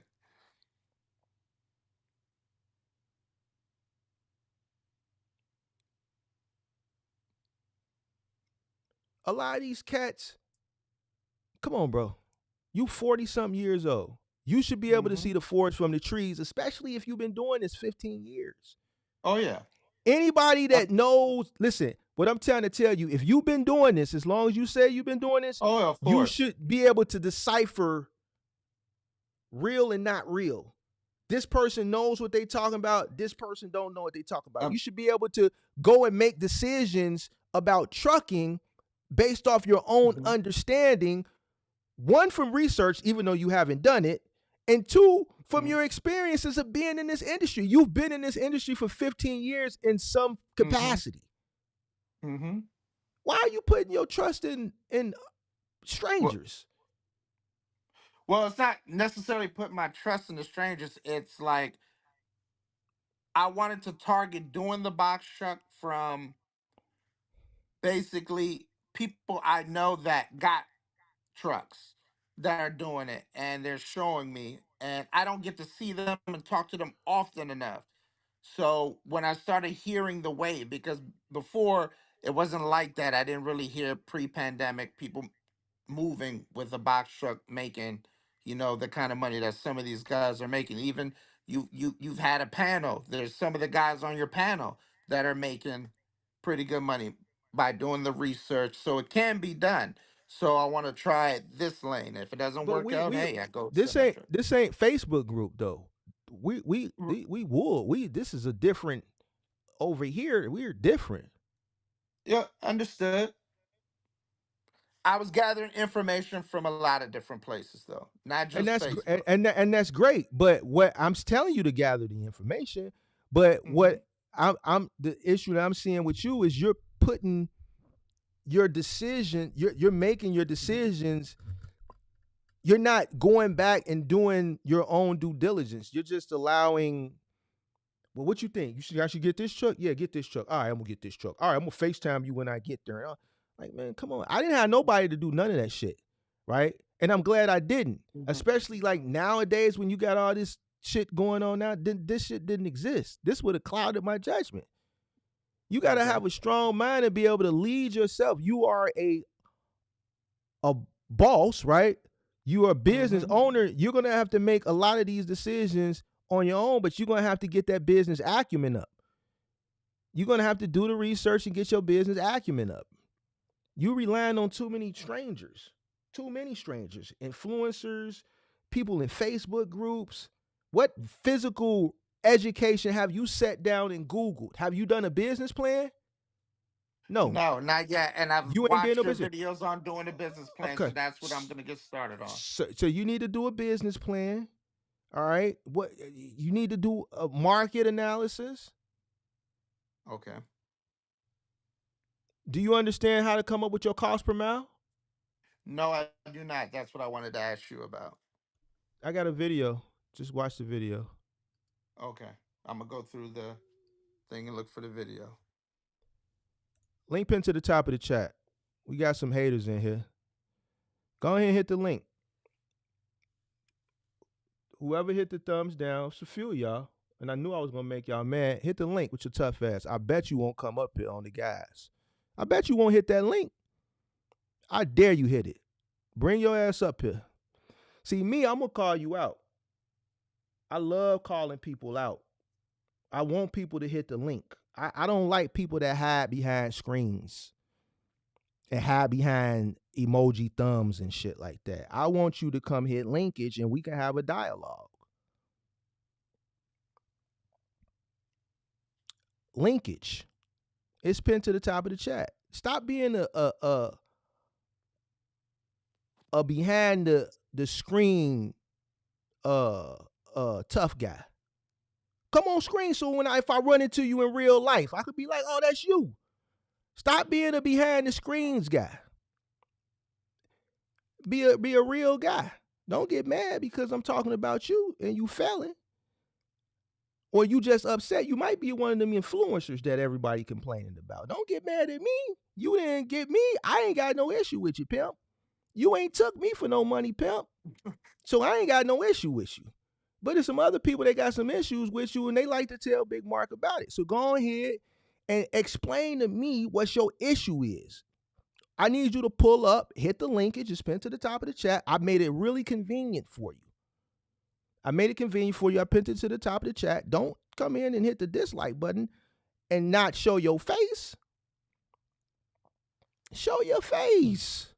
So, Mark, when you say research the market, right, in your area and so on, how do you go about that? What, Mark? You coming out of DC, right? So you need Yeah. to, I'm gonna tell you where you need to be, bro. You want to stay over the road, you All got a right. sleeper, right? You got a Yeah. sleeper?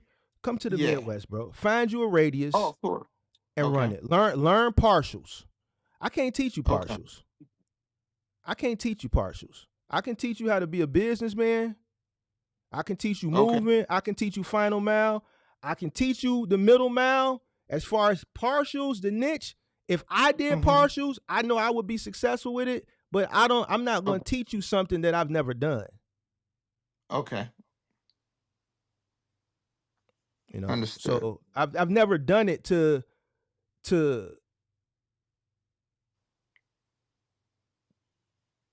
give you the full ins and outs of it. I've never done it. All right. So, all right. But you need to learn it. You need to learn everything about running OTR.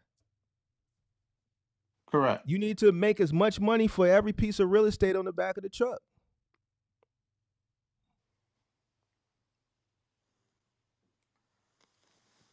Okay. I just think you started. I think you need to change your Probably mentality. started wrong. I wouldn't necessarily say start all the way wrong. I wouldn't necessarily say you start all the way wrong, but I think your mentality is going to get you into trouble out here. Okay.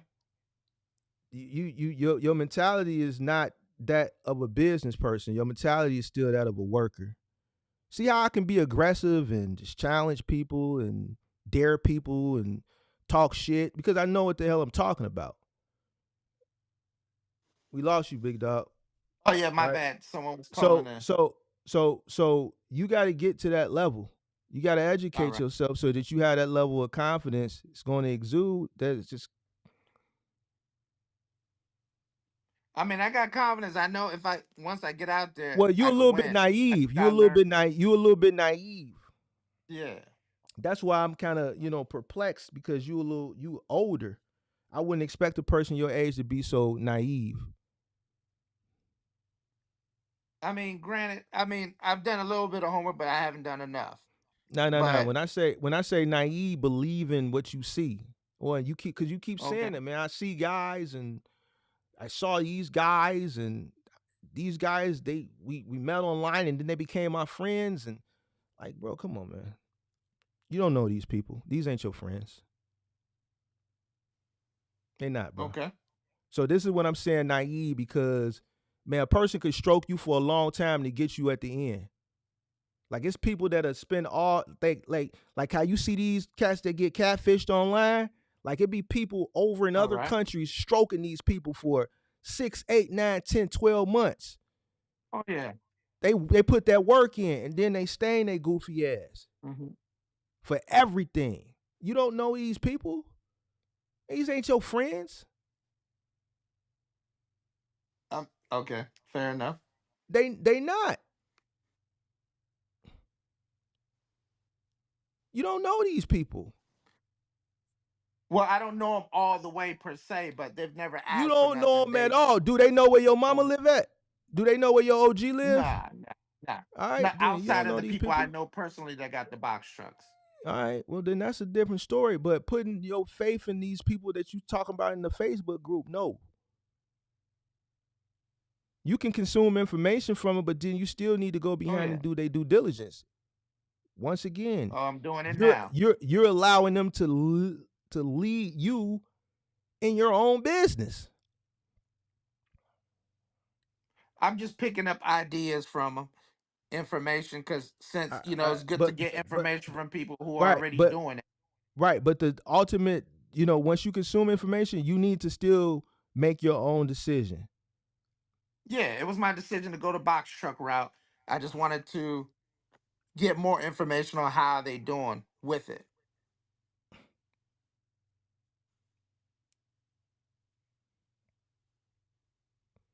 So what you gonna do now, going forward?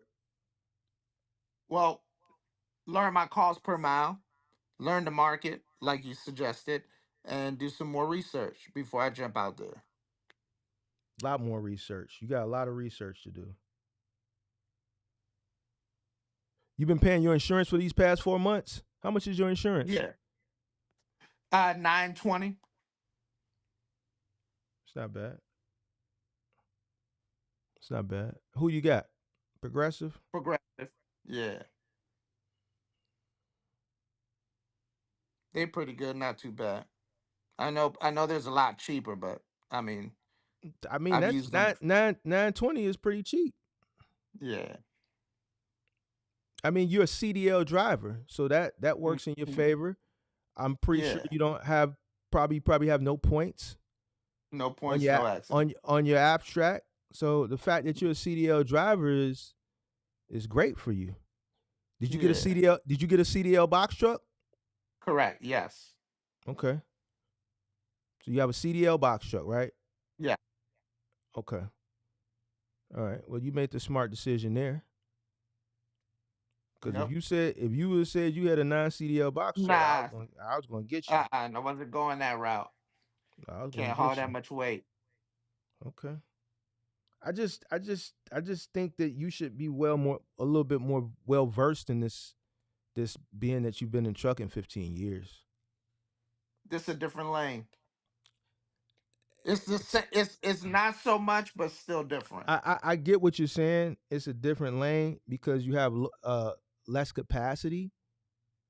But if you've done over the road in a Hmm. semi truck, then this should be a piece of cake. It's just like running a a I a, mean, it's a a piece of cake as far as running and being out there. That's nothing to me.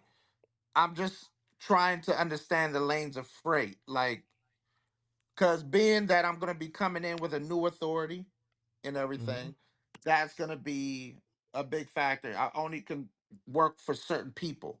A lot of people mhm, gonna turn me down. That's obvious. mhm, Until I get 90 days, 6 months in, then the doors start opening. That's mhm, understood. mhm. I'm Now you just got trying to some get. you got some cash flow saved up, I'm assuming, right? Oh, of course. Okay.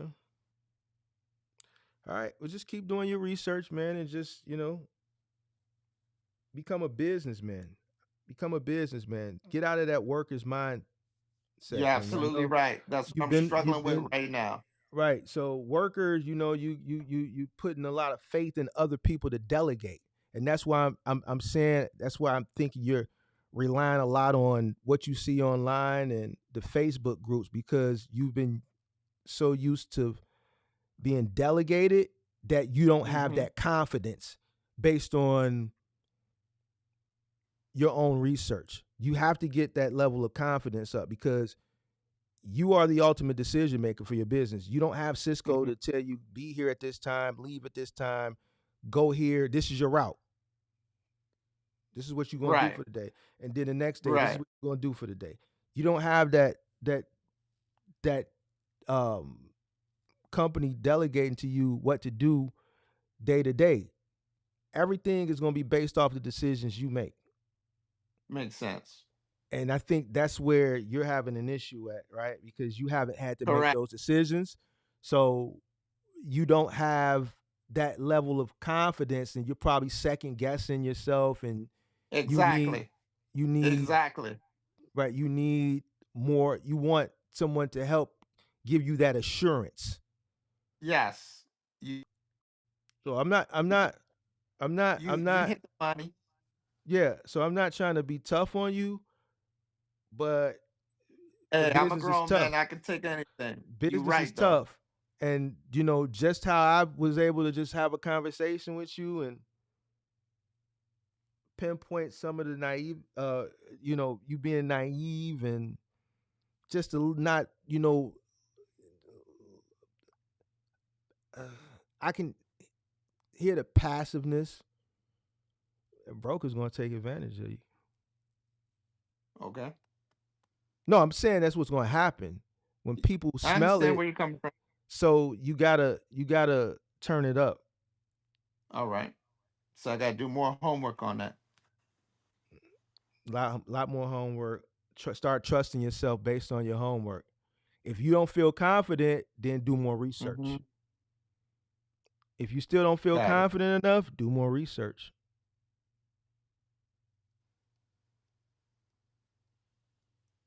You got to Makes get that level sense. of confidence up. You have to get that level of confidence up so that, you stop, putting your faith in strangers and stuff. Everybody is a stranger. Me too. You don't know me, you know. Understood. What else you got for me? That about it. I'm definitely gonna go watch that cents per mile video you said it's out there. Did you feel like this was a good dialogue? Yes, educational as well. Okay. Well, I apologize if I was hard on you. Oh no. It's stuff I gotta hear. Okay. All right, man. You be safe out there, Appreciate it. man. Keep Thank you. tuning in. All right. Oh, of course. All right. Later. All right, man. Where we waiting on Lil B? Lil Bryant, go ahead and hit the link, man. You're gonna be the last person unless one of my detractors wanna come up. One of the three detractors. I want one of them three detractors to come up. I want one of y'all to come up. I want one of my detractors to come up. They don't be knowing I be baiting them. Like they do exactly what I want them to do. Come on up. Where Dizzy at? We got a little bit more time. We got a little bit more time. So I want to talk to Lil Bryant. I want to talk to Dizzy, and I want to talk to my three detractors. We got a little bit more time. I want to talk. I got a little bit more time. Who we gonna have come up?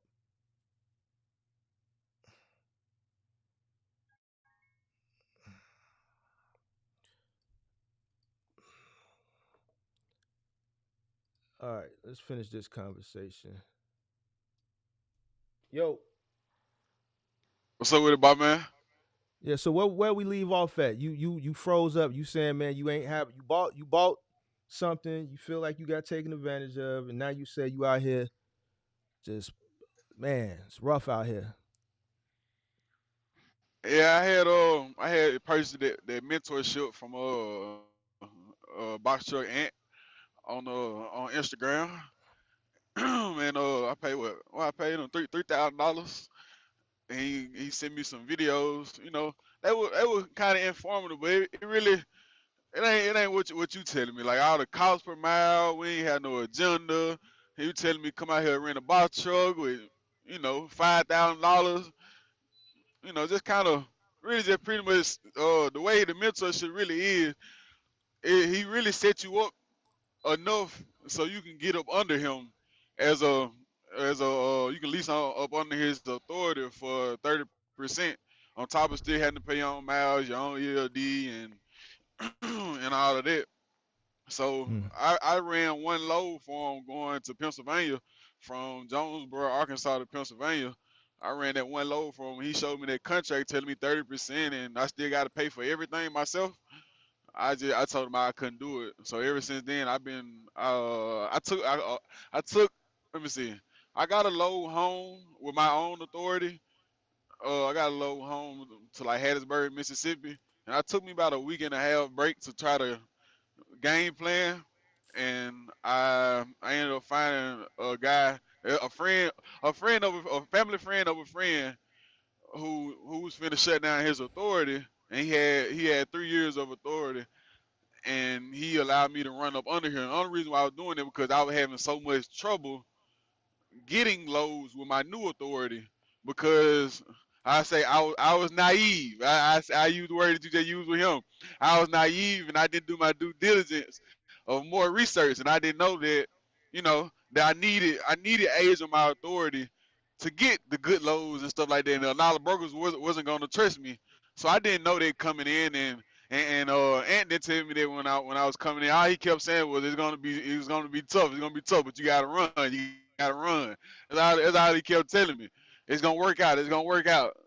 So so for the last about I say 2.5, 3 weeks, I just been out here running, booking. I do my own dispatching, my own fuel, everything.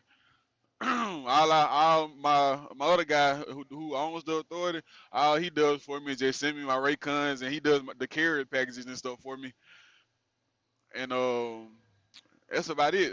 Like right now, I had booked a load from Philadelphia. I booked two loads actually from Philadelphia. I got one full load and a partial because I had more room to put on my truck. I had about 6 feet. I had about 6 feet left, and about I think 3,600 pounds.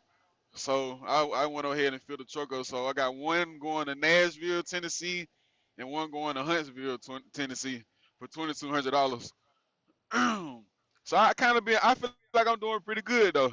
Like I said, I started off struggling, but it's now that I'm in the game and I said I was gonna make this work, that I wasn't gonna give up.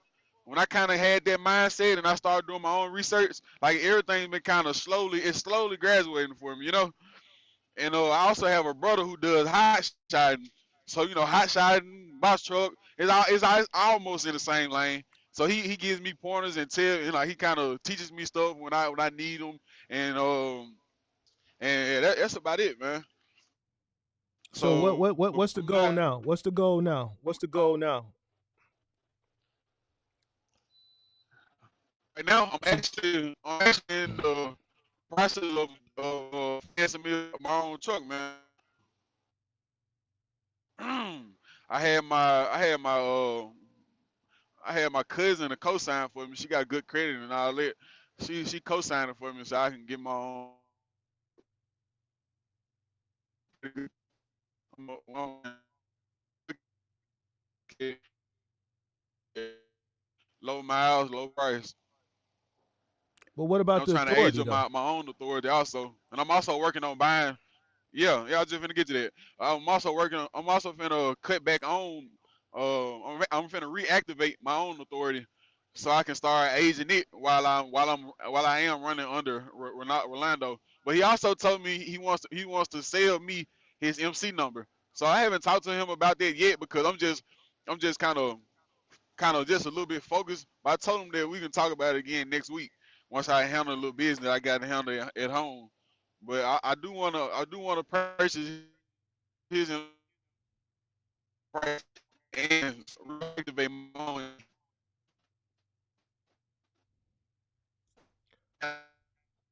already buying his MC from him and getting my own box truck so I can get out of this rental. So that's my game plan right now. And keep running, keep hustling how I am. I've been doing okay. I've been doing way better than I am when I first started because I've been educating myself a little bit. Like you caught me the other day when you were telling me about the cash flow and you was telling me about what you had told me my cost per mile. So I don't have my stuff's not accurate because of my booking. I didn't do my booking how I was supposed to. But from what I got right now, I'm looking at 134, man. That's my cost per mile for right now. That's my total I cost per mile, 134. that can't be right. That ain't right. I think you should run for a full week and then redo it Okay. That's why I said I because have it's everything that because I did for this with week. I have booked down. Huh? What with you your say? because with the expenses you said, especially with that rental, what you paying. Uh huh. Mm-mm. Yeah, yeah. So do run a full week and then do it again. But what's your turnaround on when you gonna get out that truck, your authority? Because right now you pretty much just working for the guy. Yeah. Yeah. Basically, yeah. Because you don't have your own authority. So you renting a truck, you paying to run under someone else's authority. You just paying everybody. So Yeah. when are you gonna get things done? And you didn't know what your cost per mile. You really didn't know what cost per mile was. I don't think you even Yeah. understand what it costs you to fully even operate your business. Do you? I really don't not fully, but watching your videos, I'm kind of getting it. I'm kind of starting to understand just a little bit more. I have to do a little more research. I ain't gonna sit here and tell you, oh yeah, I know. I have to watch a video a couple more times because there was a couple things that I'm still trying to understand and trying to make sure I Mm-hmm. got all my finances and stuff in order so I can have an accurate number. You But I am, have you sir. have you have you been robbing from the business? Oh yeah, for sure. I have. I have. I ain't gonna lie to you, I have. Cause I'm really trying to get out of the hole. Cause I started wrong. I didn't start with enough capital, so I kind of like I said, naive. Didn't start with enough capital, so I really put myself in a hole. So yeah, I have been robbing from the business, trying to get myself out of that hole so I can have less overhead. So since you in the box truck rental and you came in with that whole idea because that's what you were sold on, can you start a box truck business in a rental with $3,000 to $5,000? Hell no, you'll be a Okay, dumbass. okay. Because you Straight up followed that like that, model, bro. right? You'll be a dumbass. Yeah, You I followed did. that model. Yeah, I did, man. it's rough for Paid you out there lessons. right now. It's rough out there, ain't Hell you, right yeah. now? Yeah, I know. Hell I yeah. know. I'm happy though, man. I ain't gonna lie. I It's a I don't lesson. know. It's a lesson in a journey. Well, happy to be alive. You know what I'm saying? But For sure. you got. But here, let me ask you this: why y'all be buying shit from other people that y'all like? What makes you think you gonna get some type of value from other people that's young? Like, cause you 22. Like, why y'all be thinking everything so sweet though? Why y'all be thinking that? Um, I'm gonna be honest with you, man. I really, I just, I really, I'm the type of person I don't mind paying for knowledge. So like I said, I had told you earlier, man. I really just thought he knew what he was talking about because I didn't know anything at all. So even if he just started 2, 3 years, he knew something about a lane that I was trying to get into, you know. So like I said, I was thinking I was paying for knowledge. Like I ain't come across you. I didn't come across you, man. You popped up after everything. I said, man, where you was at when I needed you? I don't know, like you said, like everybody else say. After they run across somebody, one of these influencers, all of a sudden you pop up afterwards. I'd heard somebody say that 4, 5 times, man, with 4, 5 different people. After everything go bad, all of a sudden you pop up. It's funny to me, man. But I never heard of you ever, bro. Ever. Before, Yeah. only person I seen was Box Truck Bros I seen the box truck couple. I seen them a little later, and Ant. Them the only three that I had just seen. And then box truck Vic. When I started watching YouTube and stuff, he popped up. But like that's how I seen your videos after I had seen box truck Vic. Yours popped up in the recommended in the suggestions. So when I clicked on you, I was like, okay. So I started watching you on and off, but I had already had invested into that mentorship already. Mm. Yep. So it was already too late by the time I had came across Big Mark. Yeah, man. It's all good. It's It was all good. already too late. Well, Hey, but like I like your videos are they're informative, man. Like I enjoy talking to you. Like I said you remind me of my family. Like I said, you saying you be talking rough and all that, but like I told you yesterday, I'm really used to that just because of how my family is. So I said I enjoy talking to you because that's normal to me. I didn't know it. I didn't know it. The stuff you talking, that's normal to me. Cause like you said, and you can talk out that know and you can back it up. You can talk that mm, know when you know the information to back it up. And that's just how my uncle them is, man. They the same way. They talk out that mm-hmm. know, but they gonna back it up with it. That's why I can't be mad at you. I can't be mad at you at all. I'm learning. You a vet. I'm a super rookie. I don't care. I don't care about that, man. Cause at the end of the day, I know you mean me well. Well, I feel like you mean me well. Like you said, I don't know you, but I feel like you mean me well. All right. So I know what we talked about yesterday in the Discord. So I know you kind of floating on thin ice. So you got a game plan to survive the rest of this learning curve because you skating with a you got like you got like a one of them little paper bags when you go to the liquor store and they put that pint one of them size bags when they put that pint in the liquor store and they you got one of them bags. So man, that ain't Yeah, no I grocery ain't got no bag. So margin. I ain't got no so margin for error, man. That's why I yeah. say everything I do from here until things get better, it gotta be strategic. I ain't got no room for error, man. That's why I'm trying to. That's why I'm running how I am. I've been getting. I feel like I've been getting good, pretty good race. But I'm gonna go back to that cost per mile video and watch it more in depth. Cause I was kind of sleepy when I watched it last night. 'Cause I had just got done driving. I had made it to Knoxville, from Pennsylvania. I had got a little sleepy. I was listening to it on the road. But Mm. when I park and make it to my destination, I'm gonna watch it and 'cause I'm alert now, so I'm gonna watch it and get more in depth into it, and I'm gonna watch a couple more of your videos. I'm gonna watch cash flow too. I seen it pop up too. I'm gonna watch that so I can get a full understanding of it too. But yeah, I'm gonna be alright, man. Everything gonna be good. Everything gonna be good, man. I feel like I'm doing pretty good, man. All right. I've been getting pretty good numbers, and it gonna work out. Everything gonna work out. All right. We'll come up with a plan and keep working. Keep us updated. For sure, but I'm locked in with you. I don't need to watch nobody else. I promise I don't. I'm through with all Appreciate you. that, man. I appreciate you. All right, boy. All right. All right. We is Dizzy, is he gonna come up? Should we give him a one more minute? Or I'm gonna go ahead and get out of here. And Dizzy or one of my other three detractors. I think Dizzy probably was one of them. We got my three detractors, right? Or Dizzy. All right. I just want to make sure I get everybody opportunity. I want to make sure I get everybody opportunity. All right.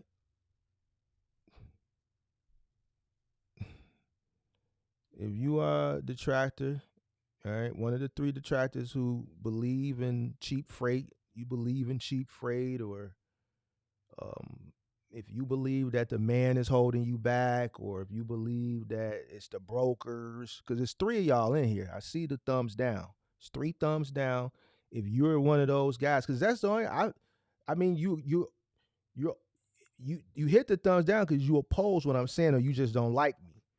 All right. Either way, I'm cool. You feel what I'm saying? But if you are one of those three, I want you to hit the link. We're gonna put it one more time. We want to make sure we give everybody opportunity.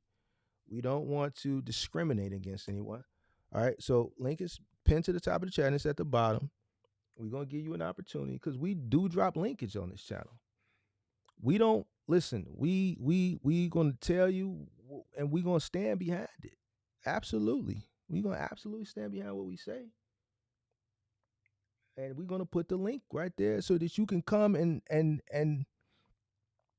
be able to, articulate your grievance. We want to give you the platform so that you can be able to come and articulate your grievance against Big Mart. And what I'm saying, you believe in cheap freight, or the brokers are holding you back, or regulation, this transparency and all this shit that ain't gonna never happen, or you got any personal whatever, now is your time. The floor is open. Uh-oh. Here we go. Here we go. I can't see you, man. I ain't gonna bring you up unless I can see you. I need to see you. Yep, he hung up. I'm not bringing you up unless we can see you. So, yeah. Come on up. Get it. Put yourself on camera. Put your name and put yourself on camera so we can see you. And then I'll bring you up. I'm not bringing nobody up who I can't see. We're gonna give you the platform to be able to articulate yourself. No problem.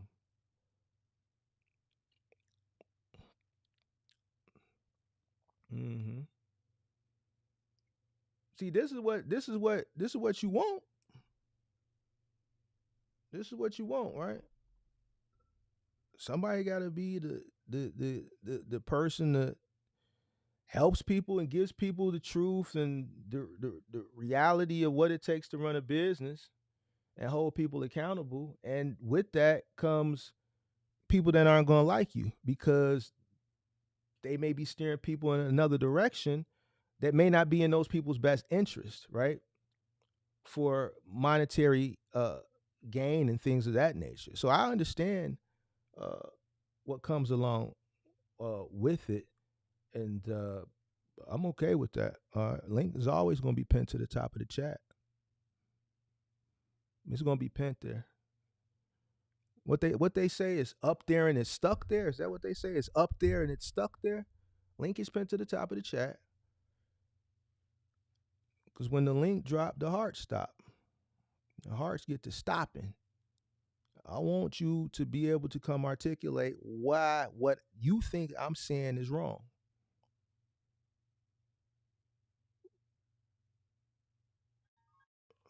Link pinned to the top. It's always going to be pinned to the top of the chat. Yo. Hey, I was talking. I forgot to ask you. So what? What would you recommend? Like, what around? What do you think would be a good, good game plan for me? Like, get back on track? You in the dead zone. You in the dead zone. You sound like you in the Matrix. Yeah. A little bit. Yeah. Yeah, you in the. I was asking. I was saying, what do you think I should do? What new game plan do you think I should come up with what I Man, you got want going on you now? you I want was me to be talking and you want stuff, and you I want me had to be forgot to ask you. you want me to be transparent based on the conversation we had in the Discord? Do you mind that we on the public channel or no? Now you Is that number that you told me yesterday, is that still the same number? That $2?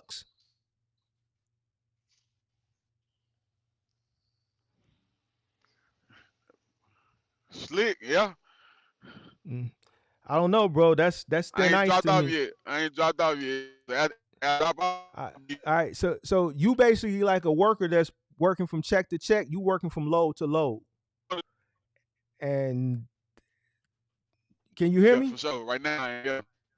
All right. So if one incident happened, you Yes, sir. done. One little small little thing, you out of there. You hear what I'm saying? Almost. If I And, can't get myself out of and it, yeah. hold on, and I want you to hear me on this. And that, I'm not talking about just business. That could be happening at home too. Uh-huh. That 2,000 is 2,000, and if you need that 2,000 at home, you say you're a homeowner, right? You a homeowner?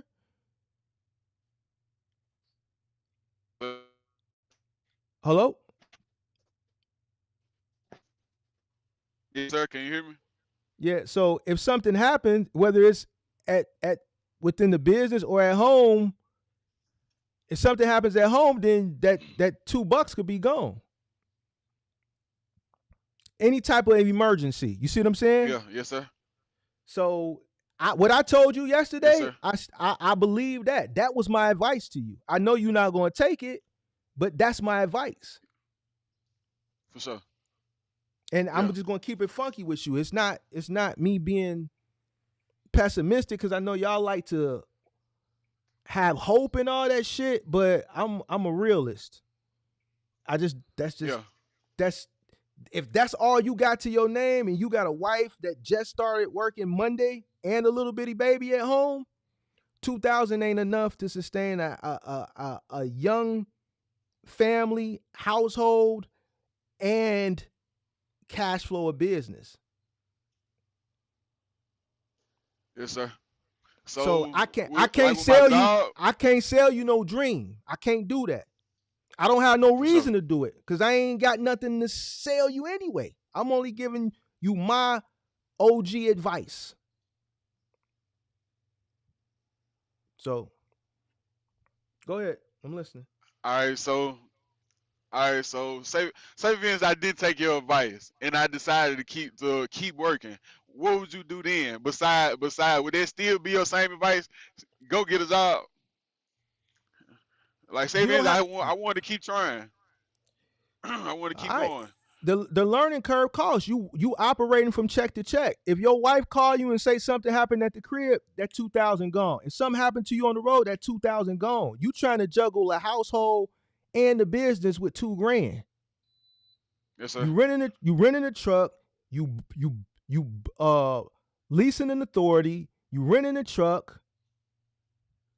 Some of the other shit you said yesterday, I can't remember everything, but it was more not good than good. Like you're spending money 40 ways going north, and your livelihood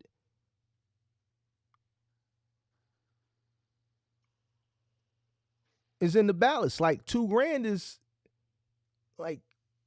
Here's the thing about unforeseen situations: they're gonna happen. It's just when. Yeah. Yeah, for sure. You got a very young family. So I'm not trying to upset you and make you nervous. This is life when you become a business owner. I'm just telling you the Yeah. real. So when Yeah, I for sure. said, man, you ain't got enough, I mean that shit. $2,000 ain't enough to sustain a box truck business with where you're at and a household.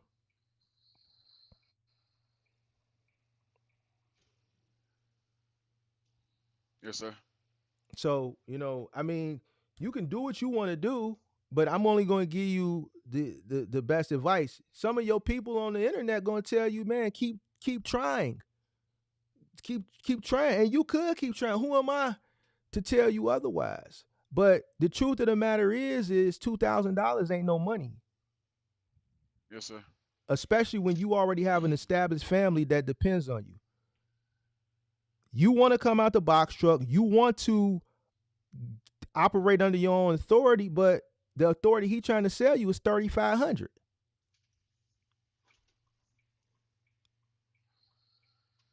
So you don't have it. So you got to keep paying to lease on. You're gonna keep renting a truck because you can't afford to go buy a truck.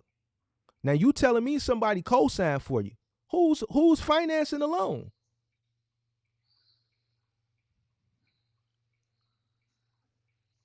Hello?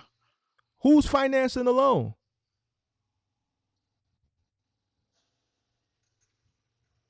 Hello? I'm here. Can you hear me? Who's financing the loan? Oh, her? the I'm one listening. the truck that we looking at right now is used. It got like 250,000 miles on it. Who's gonna finance it? Oh, my cousin. My cousin. So they're gonna She ain't buy. got no She's kid, no nothing. who's gonna finance the loan? Who's gonna be the financer of the loan? My cousin, the co-signer. She invested into me. Who's gonna finance the loan, man? My cousin, can you hear me? Hello? What bank, sir? Oh. Oh, it's a bank with the dealership. I have to Jesus Christ. look at it. What's No, the no, no. name, sir? I, Is it even a I, is it even a bank? See, here's the thing. Because if it's at a can you hear me? Can you hear me? Can you hear me, sir? I'm in a bad area, bro. I can't hear you. I can't hear you, bro. I'm trying. Can you hear me? Yeah, I hear you.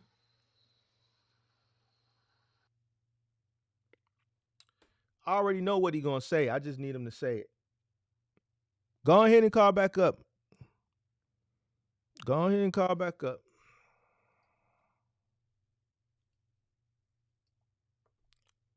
Yep. All right, cool. I can hear you now. Yeah, sit tight for a second. Who's gonna be the financer of the loan?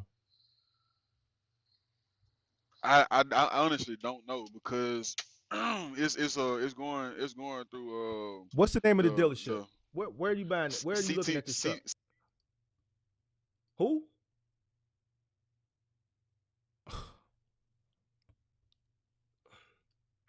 Hey man, you gotta sit still. All right, we'll see if it.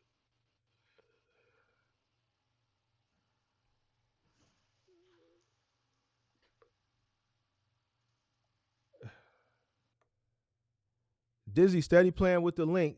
So Dizzy calls and then he hangs up. Before I can answer, he hangs up. Dizzy ain't got nothing to do but to call and hit the link and then hang up really, really fast. So I'm saying, what's the name of this? What's the name of this company that you buying this looking to buy this truck from? CT Solutions. It's located in Jacksonville, Florida. Uh, CT Solutions. This don't look like a truck company. It's like a CT Solutions and this don't look like a truck dealership. It's a software company, unless it's another one. CT Solutions, Jacksonville, Florida.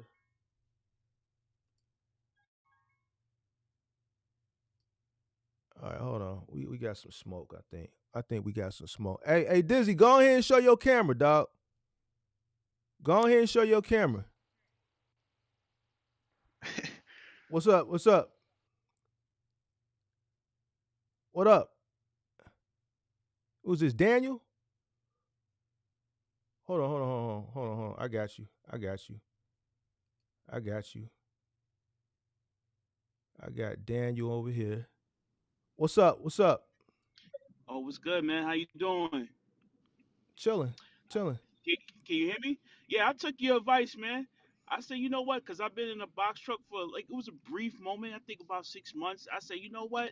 This ain't for me. I left it, and I'm working for New Jersey Transit. I was like, you know what? I had to get my ass up out of there quick. Hmm. Can you hear me? I hear you. I'm listening.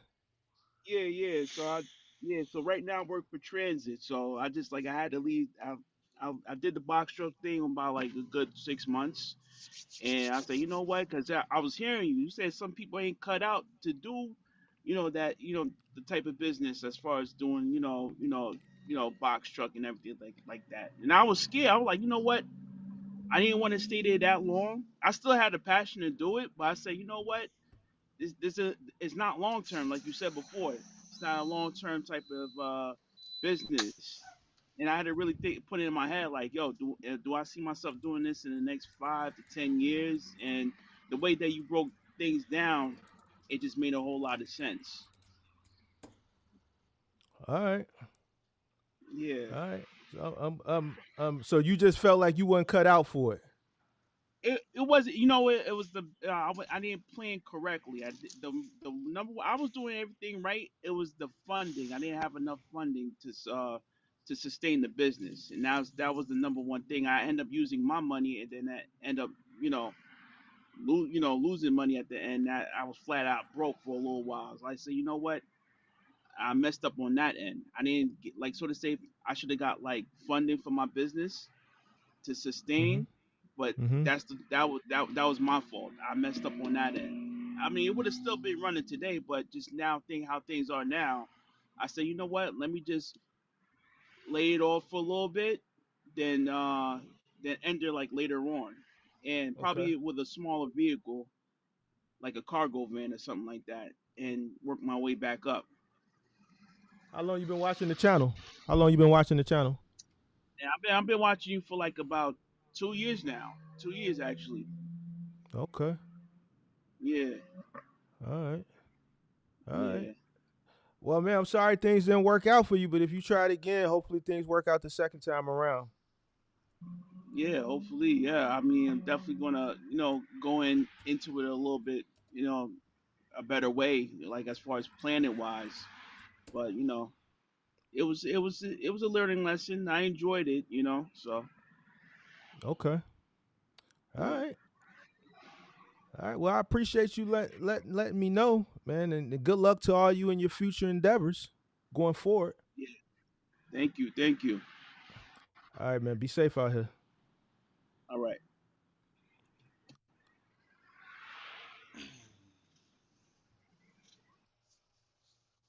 All right, Lil B, what's up? What's up, brother? Yeah, what's the company that's financing it? And Dizzy, we waiting on you to pull up. Come on, Lil B. Hey, Dizzy, come on here and pull up. You ain't waiting in the back. Every time you come up, you hang up. Come on up here and allow me to click the button to bring you up. You not waiting. Talk about you waiting in the back. How? You not waiting in the back. You playing games. You playing games. That's what you doing. I want you to tell me, come up here and tell me whatever it is you need to tell me. Hey, put in CT Solutions 365.com.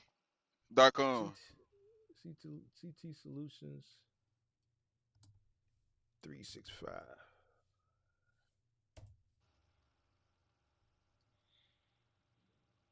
CT Solutions 365. CT .com. Yep. Solutions.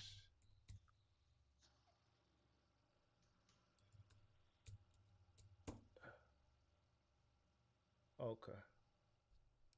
All right. So let's see. This is definitely a mom and pop. Uh, 2019 Freightliner. I think it had what I forgot how many miles it had. you need to It's call. yellow. You need to call them and see who they gonna send you to finance the vehicle. My bet I finna is you finna do what?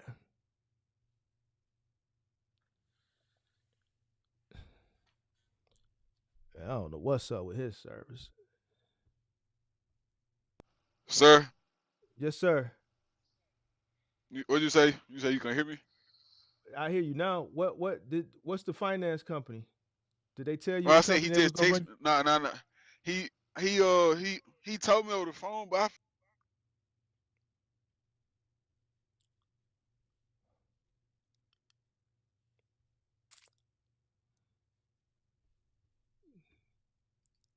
Dizzy not giving me a chance to pull him up. Every time he call, he don't let me pull him up. He ain't trying to come up here. he trolling. That's Yeah, let him troll. I What's just shot him a text though. I just shot the owner a text. Asking who's the lender. yeah, find out who the lender is. My bet, I'm willing to bet it's going to be an equipment financing company, and if that's the case, you definitely want to stay away from them. These Okay. small dealerships, they don't work with banks. They work Okay. with finance equipment finance companies, which aren't banks. They're just Uh huh. hard money lenders. They're gonna buy the truck outright. Title's gonna get switched over to them, and then they're gonna sell you. They're gonna sell you the truck back with a cost associated, a cost on top of it. It may charge you $25,000 on top of whatever the cost of the truck is. Okay. So Well, would there be like normally, normally, how much is the truck you looking at? 32,000, thirty-two How thousand, much? Right. 32? So depending on what they charge you,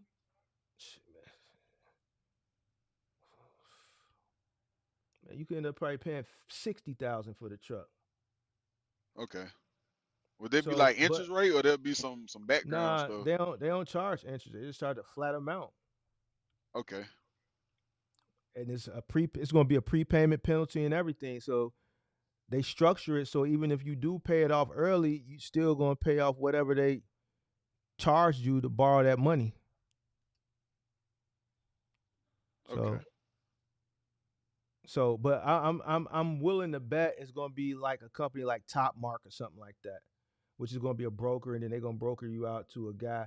It's just like me. Let's say I wanted to start an equipment funding place. I'm not a bank, so you buy the truck for 32. I go buy the truck for you, right? For let's say 36 all in, right? And then I tell you, all right, I got the truck, I got the loan. I set up a portal, and you make payments. I say, all right, I bought the truck. I paid 36 for it. And let's say I want you to pay me $1,500 for, let me see. Let me just do some quick I can math. tell you, I can tell you exactly what he told me. We can do the math right quick. He told me, my cousin with her 810 credit score and her income, he said it would be $1,500 down, and it would be 759 for 4 months. So I mean, not 4 months, 4 years. So 759 times 12 times what it is times four. Hold up. 759 times 48 months. 759 times 48 months. 36. That's just the cost of the truck. Where's the profit at? That's what he told me. He told me it'd be a 4 year term. The truck is He how told me much? seven. 32,000? Yeah. So they doing in-house financing? Because this don't even sound right. If the truck 32,000, that's about 36,000. So that's probably with the He taxes and just tell shit. me What back. what He, do you he say? he just tell me back. He said, I asked him, what was the lender? He said, I wouldn't know until I receive an approval. He said, and we accept the terms. There's about 15 of them that we work with. Right. So that number that he gave you, that's not the right number because that 759 is pretty much what the truck cost. No one is going to sell you a truck and finance it with 0% interest. Like there's got to be some money made somewhere. So he's Yeah. just going off what he don't know what because he don't know. So whatever he told you is cap. And you know why? Because if he doesn't, you just text him who's going to finance it. He say he don't know. He don't know the terms. The reason why he don't know the terms because y'all ain't sit down and do the deal for them to even start shopping it to see who's going to accept the deal and what they terms is going to be. So that 759 shit is bullshit. Okay.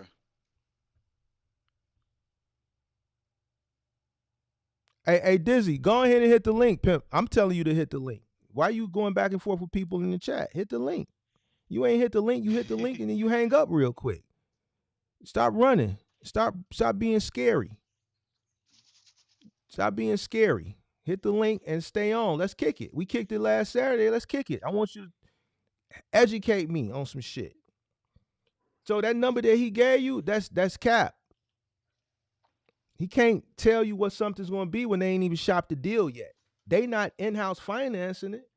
That number that he gave you, that comes out to what the truck costs after taxes.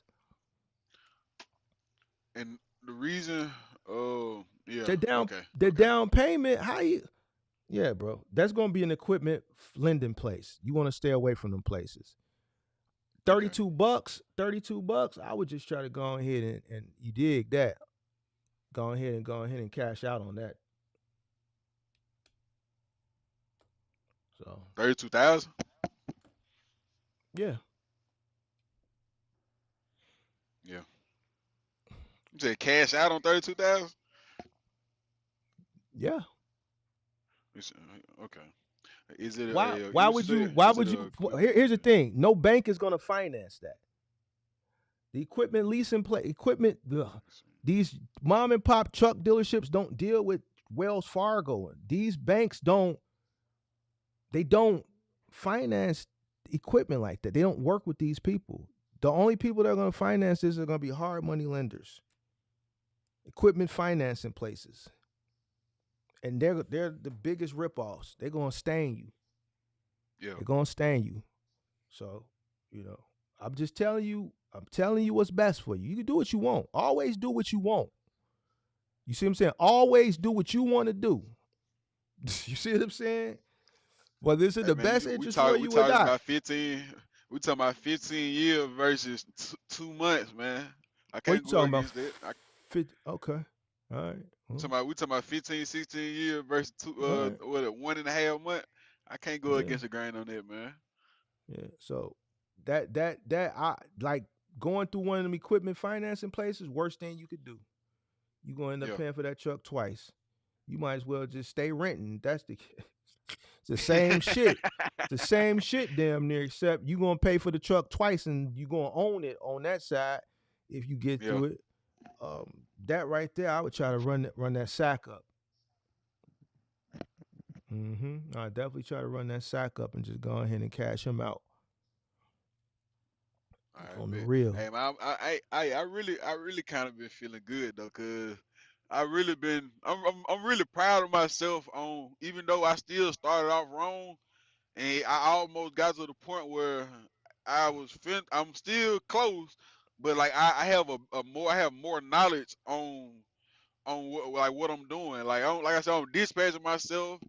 I'm parceling. I'm running the right routes. Like it just really been working out for me, man.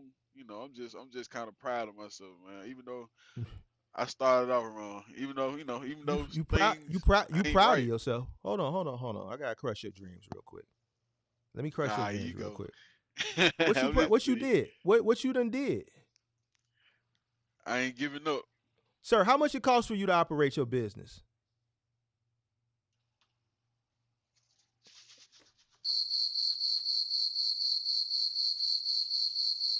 Sir, how much does it cost for you to operate your business, sir?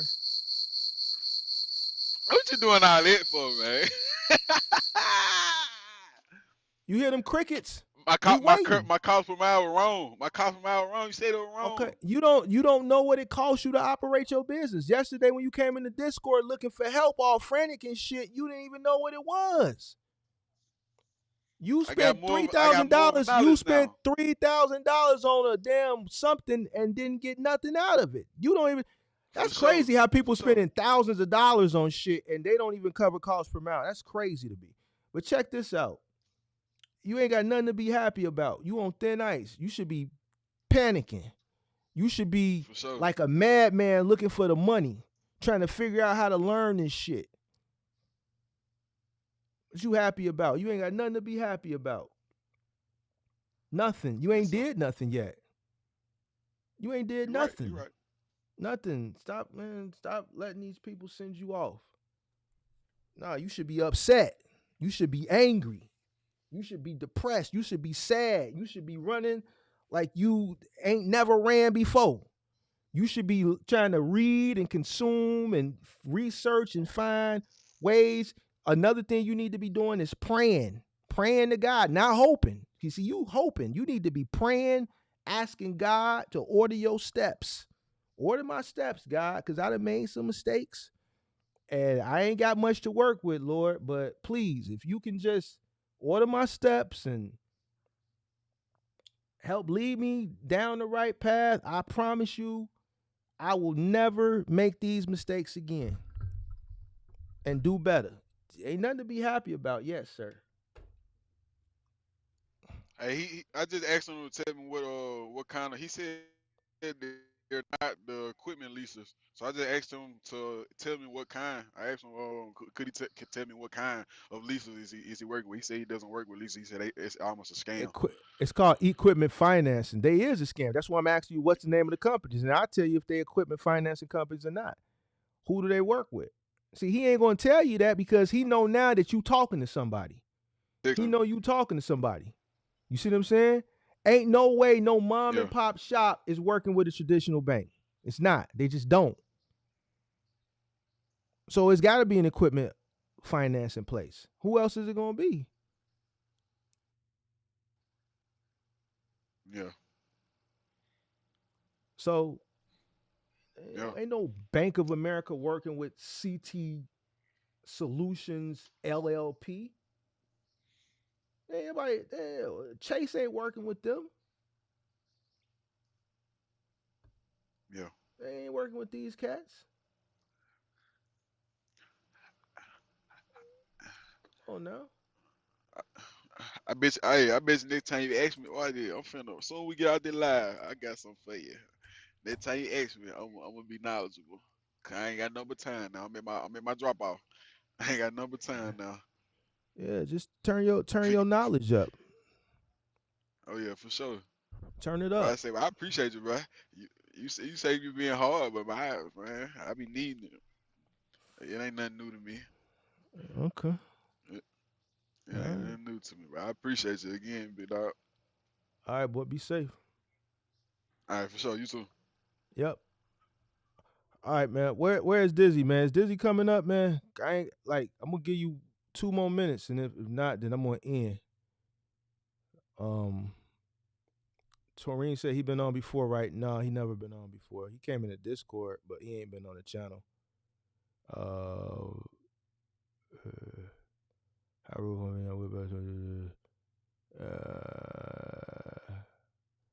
you said you have a deal to lease a brand new Dodge Ram ProMaster high roof 159 wheelbase.